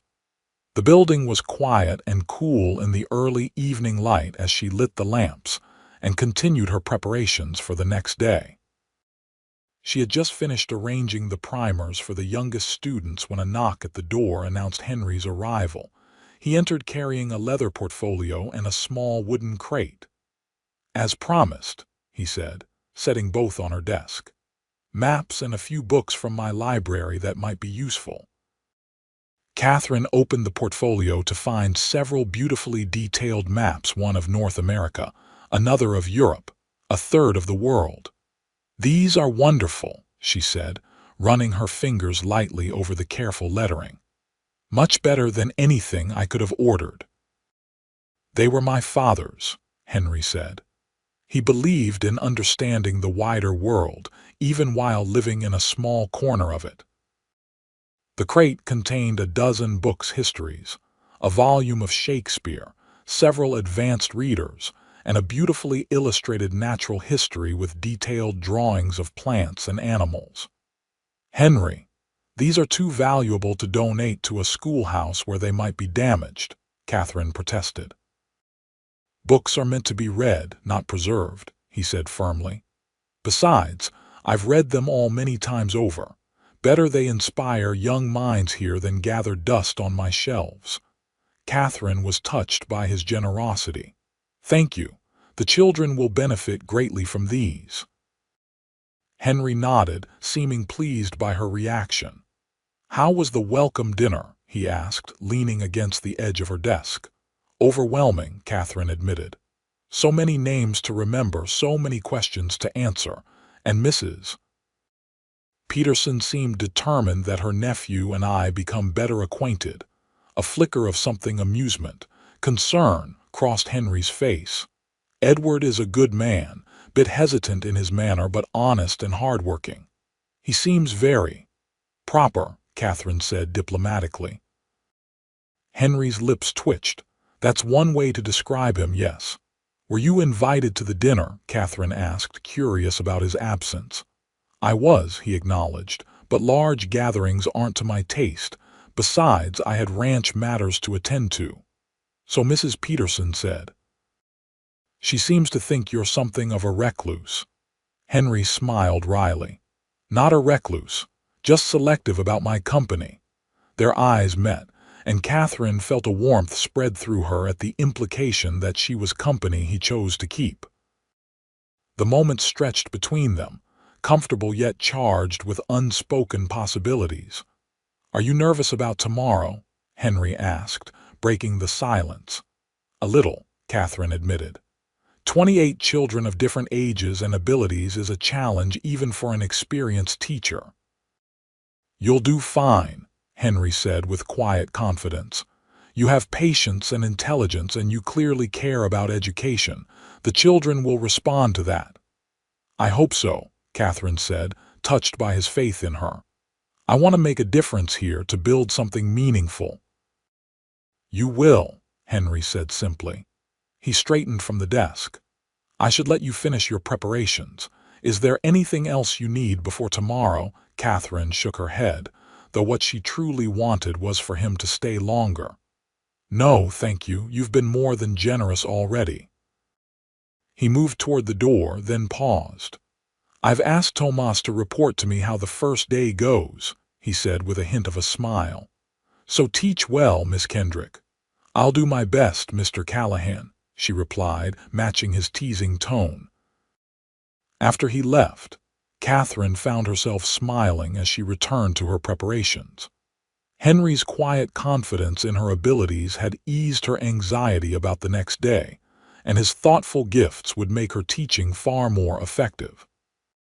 More than that, their easy conversation and the subtle connection between them left her feeling buoyant, as if something promising was taking root in the fertile soil of their growing acquaintance. The first day of school dawned clear and cool, a perfect September morning. Catherine arrived at the schoolhouse an hour early, her stomach fluttering with nerves despite her thorough preparations. She arranged the primers on the desks for the youngest children, checked that her lesson plans were in order, and wrote a welcoming message on the slate board.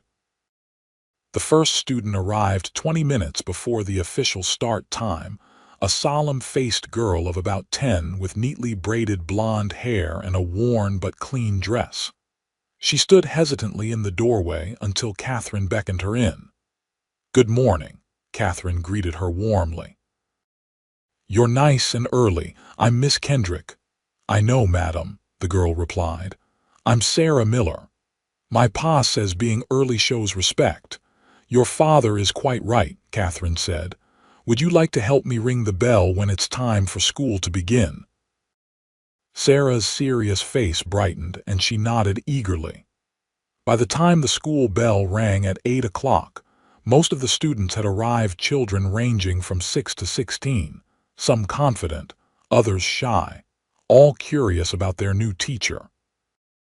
Tomas was among the last to arrive, riding in on a pinto pony that he tethered outside before slipping into the schoolhouse with an apologetic smile.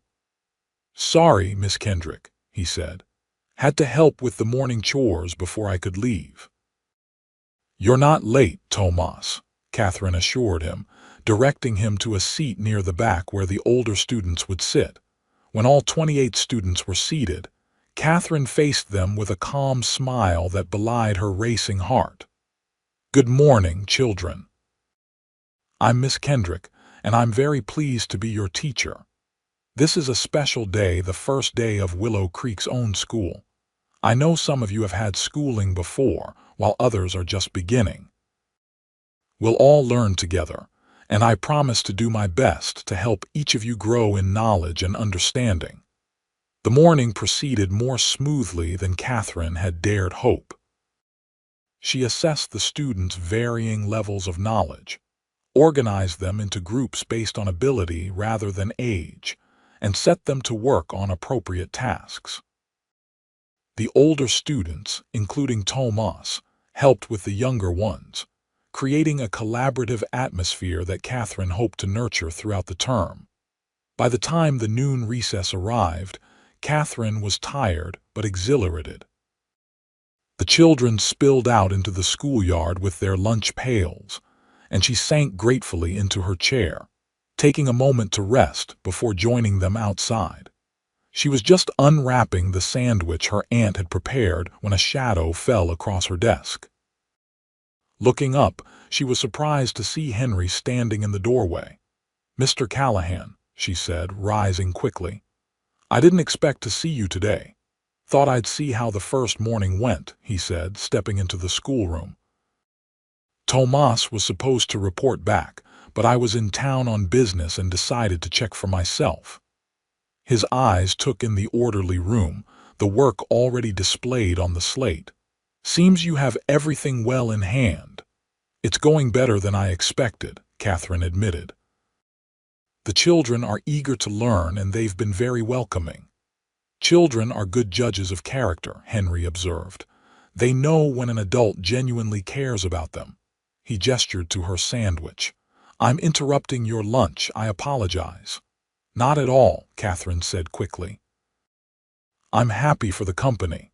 She hesitated, then added, "Would you like to join me? There's plenty." A smile touched his lips. "Thank you, but I've already eaten. Besides, I think your students would prefer your attention during their recess." He nodded toward the window, where several younger children were peering in curiously.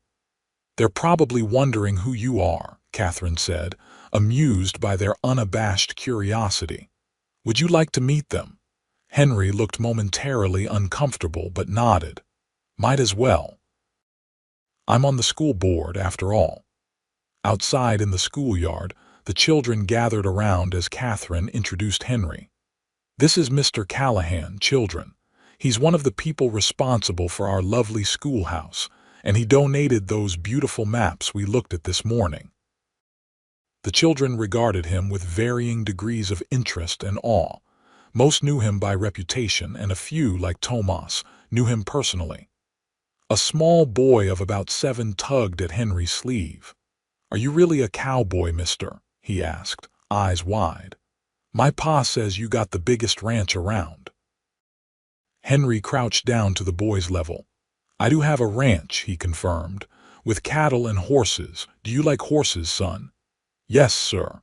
My pa promised I can have my own pony when I turn 8. That's a fine thing to look forward to." Henry glanced up at Catherine, a softness in his eyes that made her heart beat faster. "Having something to look forward to makes each day brighter, don't you think, Miss Kendrick?" "Indeed it does, Mr. Callahan," she agreed, understanding that he was speaking of something beyond a child's birthday gift. The afternoon session went as smoothly as the morning, and when the last student had departed, Catherine found herself alone in the schoolhouse, tired but deeply satisfied with the day's success. She was gathering her things to leave when the door opened once more, and Henry appeared, hat in hand. "Still here?" he asked. "I thought you'd be long gone by now." "Just finishing up," Catherine said, surprised but pleased to see him again. "Did you forget something?" "No," he admitted. "I just wanted to hear how the rest of the day went." Tomas was full of enthusiasm when I saw him riding home, but I wanted to hear your perspective. Catherine smiled, touched by his interest. It went well. Very well, in fact. The children are at different levels, of course, but they're all eager to learn. Even the oldest boys, who I feared might resent a female teacher, were respectful and attentive. As I said, children are good judges of character, Henry replied. He hesitated, then asked, "Would you allow me to walk you home? It's a fine evening and your aunt's house isn't far." The simple offer sent a flutter of pleasure through Catherine. "I'd like that very much," she said. They walked together through the town as the late afternoon sun cast long shadows across the quiet streets. Their conversation flowed easily, moving from the day's events to broader topics, books they had both read, places they had seen, experiences that had shaped them. Henry spoke briefly but eloquently about his time in the war, not dwelling on the horrors but sharing how it had changed his perspective on life and what mattered most. "That's why I came west," he explained as they neared Margaret's house. "I needed open space, room to breathe, a place where I could build something with my own hands and see the direct results of my labor." "And have you found what you were seeking?" Catherine asked. Henry was quiet for a moment, his expression thoughtful. "Most of it," he said finally. "The land has been good to me. I've built a life I can be proud of." He glanced at her, something unspoken in his eyes. But a man comes to realize that land and cattle, even success, aren't enough to fill all the empty spaces. Before Catherine could respond to this surprisingly personal revelation, they arrived at her aunt's gate. Henry opened it for her, his hand brushing hers in a touch that seemed both accidental and deliberate. "Thank you for walking with me," Catherine said, reluctant for their time together to end. "My pleasure," Henry replied. Perhaps we could do it again sometime." "I'd like that," Catherine said, her heart quickening at the tentative invitation. "Very much." A smile warmed his eyes. "Good night then, Catherine. Congratulations on a successful first day." "Good night, Henry." As she watched him walk away, Catherine knew with sudden clarity that her feelings for Henry Callahan had grown beyond admiration or gratitude. The connection between them was deepening into something that both thrilled and frightened her with its potential. The following weeks settled into a pleasant rhythm. School days were busy and fulfilling as Catherine guided her diverse group of students through their lessons. She quickly came to know each child's strengths and weaknesses, adjusting her teaching to meet their individual needs. Tomas proved to be one of her brightest pupils, absorbing new concepts with remarkable speed despite attending only 3 days a week. "Mr. Callahan says I might be able to go to college someday," he confided one afternoon as he helped her clean the slate boards. "If I study hard enough." "Do you think that's possible, Miss Kendrick?" "Absolutely," Catherine assured him. "You have a fine mind, Tomas, and determination. Those are the most important qualities for success in higher education." "Mr. Callahan said he'd help pay for it if I keep up my studies," Tomas added, his expression a mixture of pride and disbelief. "He says education is the best investment a man can make." This glimpse into Henry's generosity didn't surprise Catherine, but it did deepen her admiration for him. Throughout the weeks, their paths crossed regularly at church on Sundays, occasionally in town when Henry came in for supplies or meetings, and at the school board gatherings held once a month. True to his word, Henry often walked Catherine home after these meetings, their conversations growing increasingly personal as they became more comfortable with each other. She learned about his childhood in Pennsylvania, his close relationship with his scholarly father and gentle mother, both now deceased. He spoke of his hopes for his ranch and for Willow Creek's development. In turn, Catherine shared stories of her life in St. Louis, her love of teaching, and her dreams for the future. I never expected to find such fulfillment in a small western town, she admitted one crisp October evening as they walked beneath trees blazing with autumn colors. But I feel more at home here after a few weeks than I did in St. Louis these past years. The West has a way of claiming people, Henry said. It's not an easy life, but there's a freedom here, a chance to build something meaningful. Yes, exactly, Catherine agreed, pleased by his understanding. In St. Louis, I always felt constrained by expectations who I should be, how I should behave, whom I should marry. And here, Henry asked, his voice casual though his eyes watched her intently. Here I feel I can be myself, she said simply. The work is demanding, the conditions sometimes difficult, but there's an honesty to life here that I find liberating. Henry nodded, satisfaction in his expression. I felt the same when I first came, as if I could finally breathe again after years of feeling smothered. They walked in companionable silence for a time, each lost in thought. As they neared her aunt's house, Henry cleared his throat. Catherine, there's a harvest festival next Saturday at the town hall. Music, food, dancing.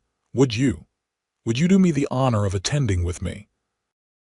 The formal invitation took her by surprise, though she had heard talk of the festival among her students. I'd be delighted, she said, unable to keep the pleasure from her voice. Henry's face relaxed into a smile. Good, that's good. I'll call for you at 6 if that's agreeable. Perfectly agreeable, Catherine assured him, her heart light with anticipation. When she entered the house, her aunt was waiting in the parlor, a knowing smile on her face. Was that Henry Callahan I saw walking you home again? Yes, Catherine admitted, seeing no point in hiding what half the town had likely already observed. He's invited me to the harvest festival. Margaret's eyebrows rose. Has he indeed? Well, that's a significant step for Henry. He rarely attends social functions, and I can't remember the last time he escorted a lady anywhere. She studied Catherine's face. You care for him, don't you? I do, Catherine said softly. He's a good man, Aunt Margaret. Thoughtful, intelligent, kind. Yes, he is all those things, Margaret agreed.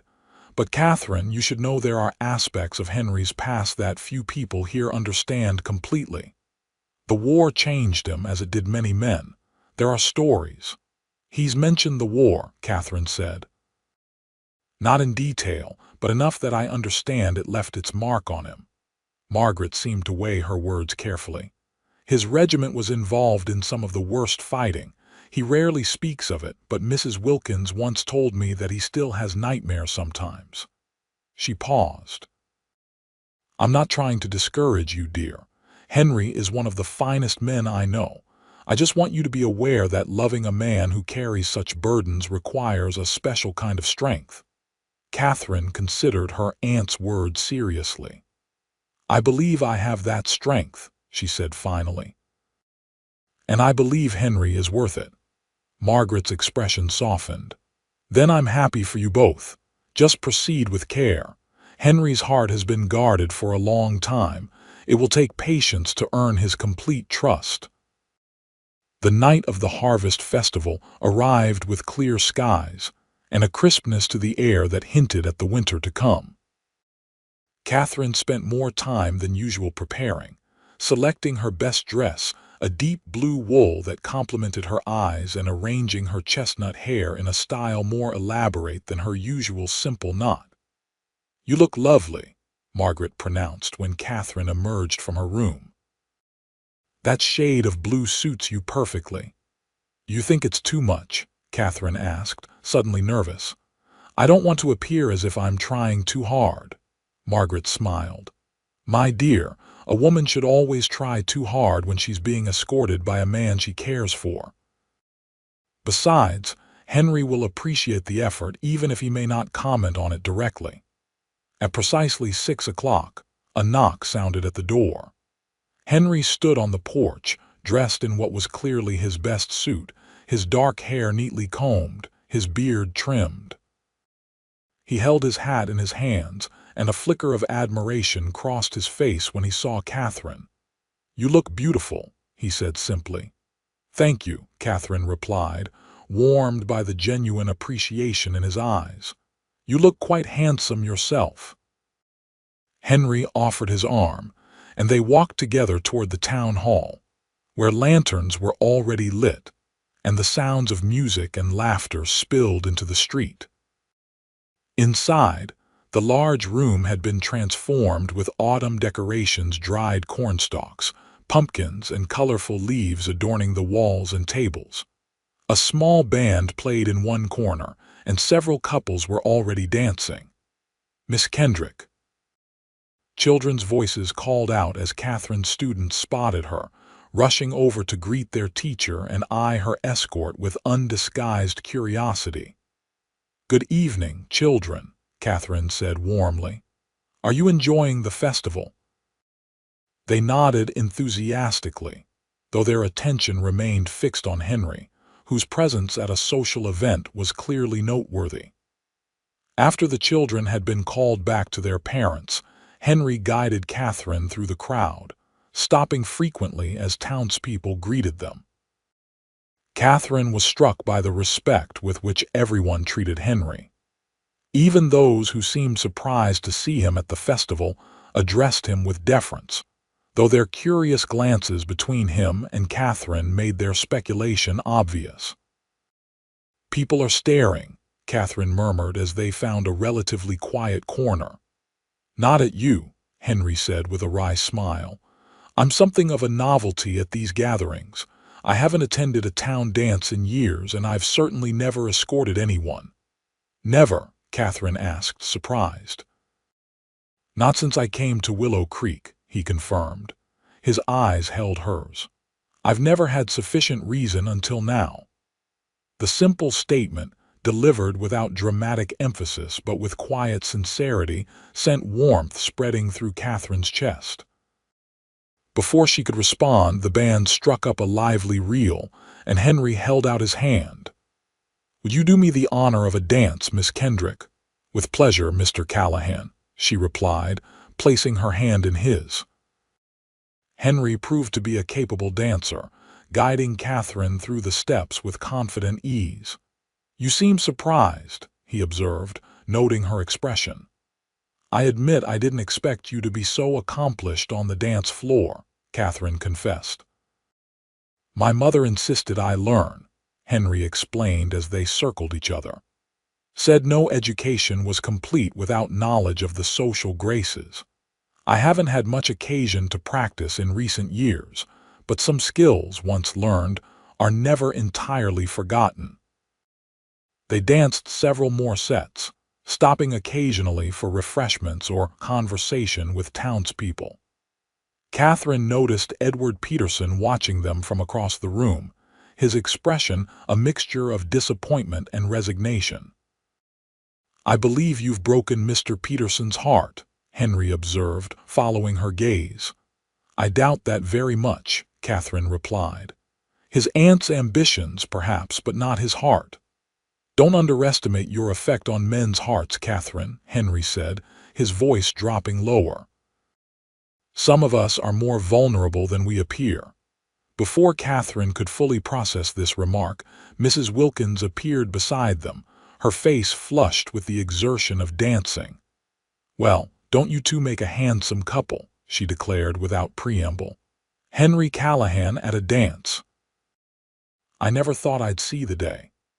"Good evening, Mrs. Wilkins," Henry said, a hint of color touching his cheeks. "You're looking very festive tonight." "Pish-posh," the housekeeper said, waving away the compliment. "I'm an old woman having a rare night of fun, but you two," she beamed at them both.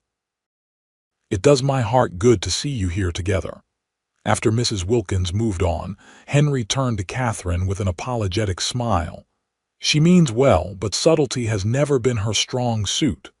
"I like her directness," Catherine said. "It's refreshing."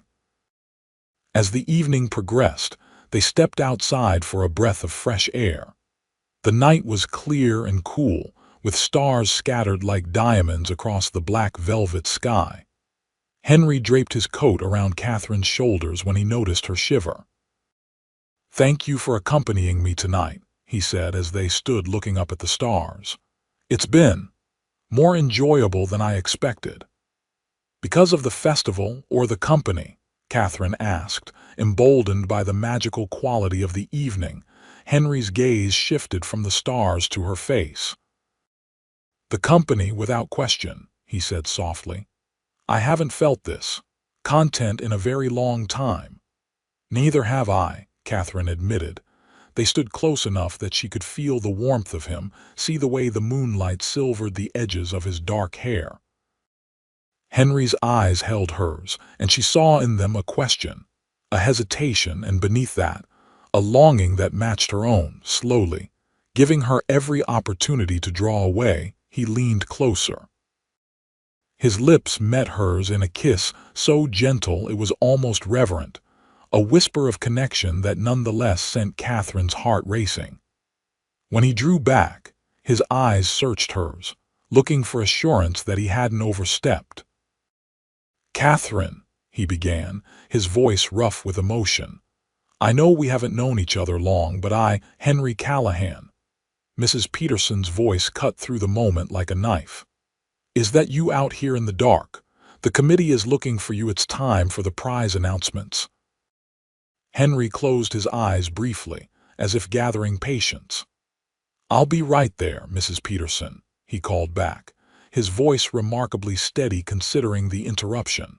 When the woman had retreated, muttering about responsibilities and propriety, Henry turned back to Catherine with a rueful smile. "Duty calls, it seems. We should go back inside."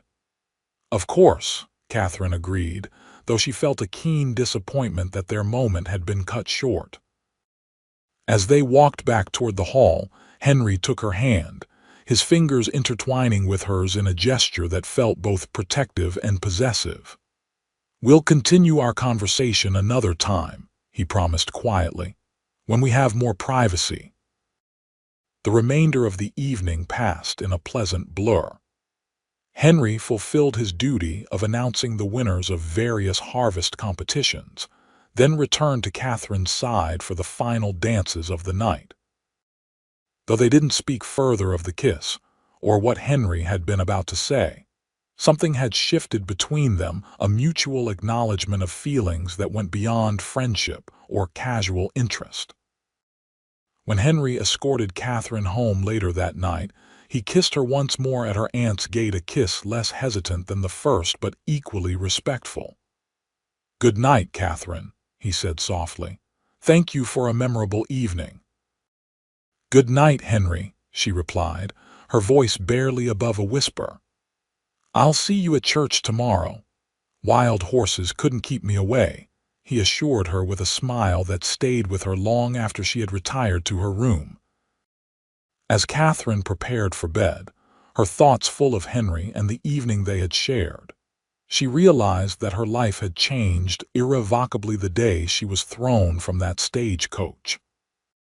What had begun as a terrifying ordeal had led her to this moment, to this man, to a future suddenly rich with possibility.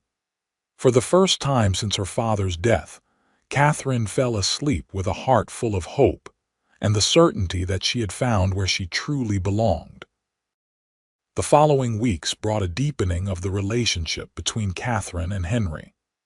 Their courtship progressed with a measured pace that respected the conventions of the time, while allowing their feelings for each other to grow naturally.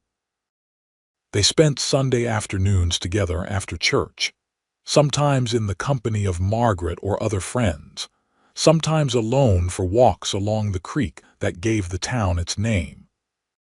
Henry began riding into town more frequently, often timing his visits to coincide with the end of the school day so he could walk Catherine home.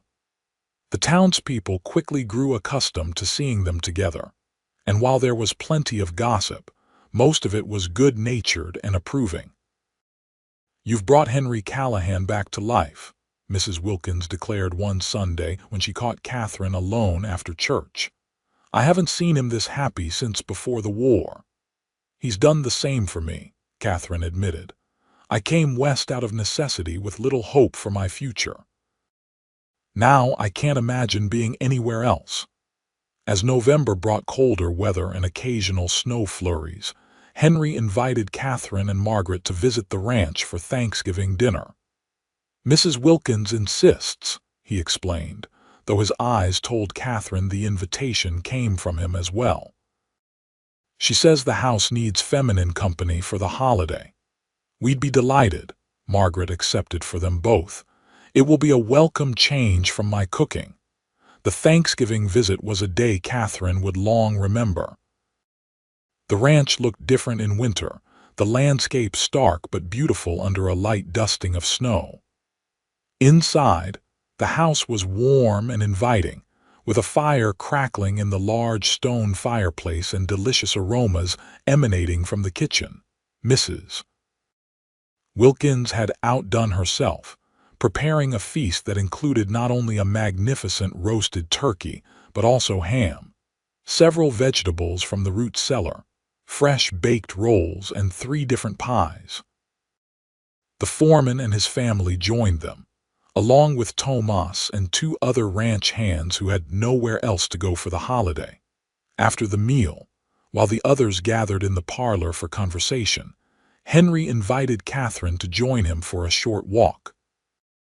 Despite the cold, she eagerly accepted, bundling up in the warm coat he provided. "I want to show you something," he said, leading her not toward the barn or corrals but up a small rise behind the house. At the top of the rise stood a single large pine tree, and beneath it, a small fenced enclosure containing 2 simple wooden crosses. Henry opened the gate and led Catherine inside. "My parents," he explained softly. "When they died, my father of heart failure, my mother of pneumonia, a year later, I had their bodies brought west. I couldn't bear to leave them behind when I came here to start a new life."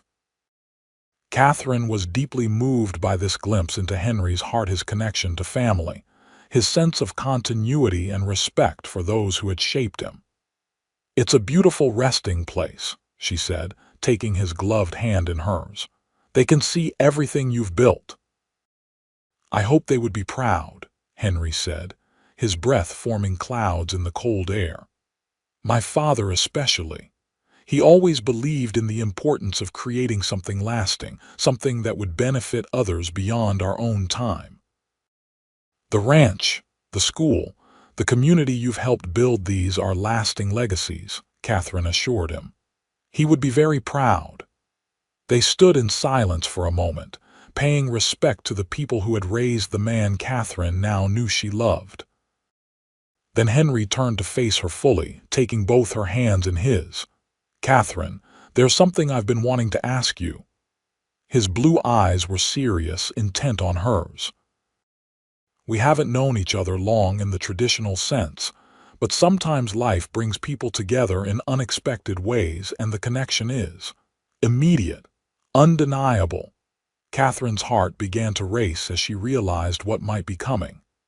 "Yes," she said simply, encouraging him to continue. "When I found you that day, thrown clear of the stagecoach, something changed for me," Henry said. "I didn't recognize it at first. I was too focused on getting you to safety, on making sure you survived. But in the days that followed, as I watched your strength, your grace in the face of tragedy, your kindness to Mrs. Wilkins, your interest in my books." He paused, seeming to gather his thoughts. "I began to hope for something I'd given up on long ago." "What was that?" Catherine asked softly. "A partner," Henry said. "Someone to share my life with, to build a future with. Someone who sees the world as I do, full of possibility and purpose, even in the face of hardship." He released one of her hands to reach into his coat pocket, withdrawing a small velvet box. "Catherine Kendrick, I love you. Your strength, your intelligence, your compassion, your determination, everything about you. Would you do me the great honor of becoming my wife?"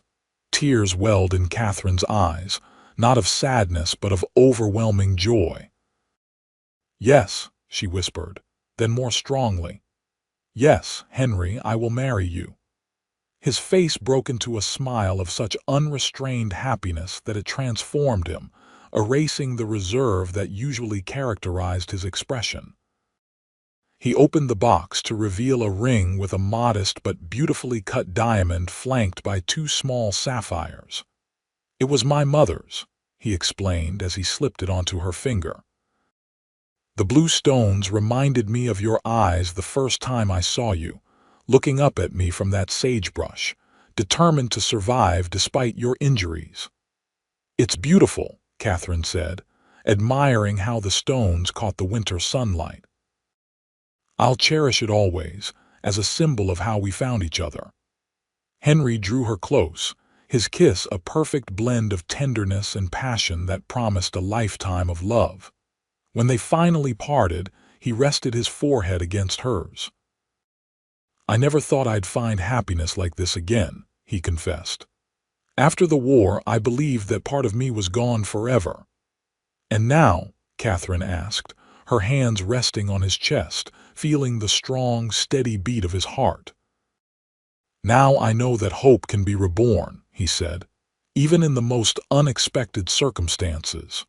You were thrown from that stage and I carried you back to town, but Catherine, you carried hope back to me." They returned to the house hand in hand, their happiness evident to everyone gathered there. Margaret was the first to notice the ring on Catherine's finger, and her delighted exclamation drew everyone's attention. "It's official, then?" Mrs. Wilkins asked, her eyes suspiciously bright.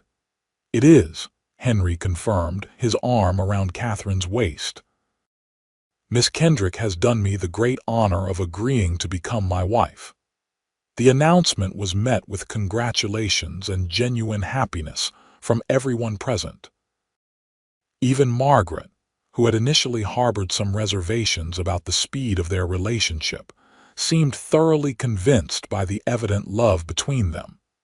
As the day drew to a close, and Henry helped Catherine and Margaret into the buggy for their return to town, he leaned in for one more kiss. "We have much to discuss: the wedding date, living arrangements, your teaching position," he said. "But all that can wait. For today, let's simply celebrate finding each other." "Yes," Catherine agreed, her heart full to overflowing. "Today is for gratitude and joy." As the buggy pulled away from the ranch house, Catherine looked back at Henry standing on the porch, his tall figure outlined against the warm light from within. In that moment, she felt a profound sense of coming home, not to a place, but to a person, to a love that had found her in the most unexpected circumstance and changed the course of her life forever.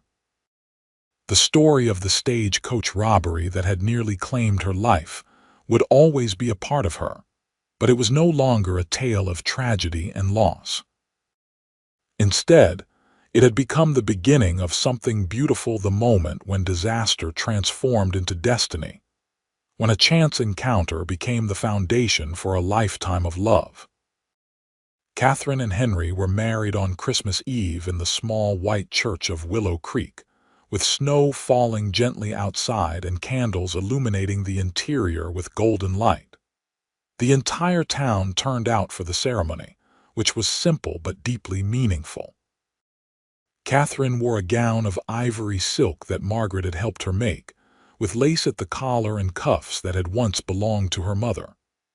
Henry, handsome in his best suit, watched her walk down the aisle with an expression of such profound love and wonder that it brought tears to many eyes. "The first time I saw her, she was bruised and battered but fighting to survive," he said in his vows. "I knew then she was a woman of extraordinary strength. What I couldn't have known was how completely she would claim my heart, how thoroughly she would transform my life. Catherine, I pledge to honor that strength, to cherish your heart, and to walk beside you through whatever life brings us, as long as we both shall live." Catherine's voice was steady as she responded, "Henry, You found me at my most vulnerable moment and carried me to safety. But what you truly restored was my hope for the future, for happiness, for love. I promise to stand with you in all seasons, to face life's challenges with the same courage and determination that you've shown, and to love you completely, all the days of my life. After the ceremony, the celebration continued at the town hall, where tables groaned under the weight of food contributed by every family in Willow Creek. There was music and dancing, laughter and tears, as the community celebrated not just a marriage but the healing of a man many had thought would never fully recover from the wounds of war. Late that night, Henry brought his bride home to the ranch, their home now. As they crossed the threshold, he surprised her by sweeping her into his arms, much as he had done that first day when he carried her, injured, into the same house. "Welcome home, Mrs. Callahan," he said, his voice husky with emotion. "Home," Catherine repeated, the word filled with all the promise of their shared future. "Yes, I am finally, truly home." In the years that followed, their love only deepened. Catherine continued teaching until the birth of their first child, a daughter they named Hope, in recognition of what they had restored in each other. A son followed 2 years later, named James after Henry's father. Both children grew up surrounded by books, horses, and the boundless sky of Wyoming. The ranch prospered under their joint stewardship, as did the school Catherine had helped establish. Henry's nightmares, once frequent, became increasingly rare as the peace he had found in Catherine's love gradually healed even the deepest wounds from his past. Sometimes, on clear evenings, they would walk together to the rise where Henry's parents were buried, now joined by a small marker for the victims of the stagecoach robbery, who had been given a proper burial on Callahan land. There, with the ranch spread out below them and the mountains rising in the distance, they would stand in quiet gratitude for the twist of fate that had brought them together. You ever think about how differently our lives might have unfolded? Catherine asked on one such evening, as they watched the sun setting in a blaze of red and gold. "If the stagecoach hadn't been attacked, if I hadn't been thrown clear, if you hadn't come along when you did." Henry tightened his arm around her waist, drawing her closer to his side. "I've learned not to question the strange paths that lead us to where we're meant to be," he said. "That day, as terrible as it was, brought me the greatest gift of my life, you, and through you, our children and this happiness I never thought I'd know again." Catherine rested her head against his shoulder, listening to the distant sounds of their children playing under Mrs. Wilkins's watchful eye, the lowing of cattle in the meadows, the whisper of wind through pine trees. This was the life she had never known she wanted until fate and circumstance, and one good man's kindness, had shown her the way home. "When you carried me back to the ranch that day," she said softly, "you weren't just saving my life, Henry. You were starting a new chapter in both our stories." "The best chapter," Henry agreed, turning to kiss her as the last rays of sunlight gilded their faces. "And one that's still being written every day we spend together." In that moment, as in countless others that would follow through the years of their marriage, Catherine knew with absolute certainty that being thrown from that stagecoach had been not an ending but a beginning, the first step on a journey that had led her to true love, to family, to purpose, and to a happiness deeper and more enduring than she had ever dared to hope for.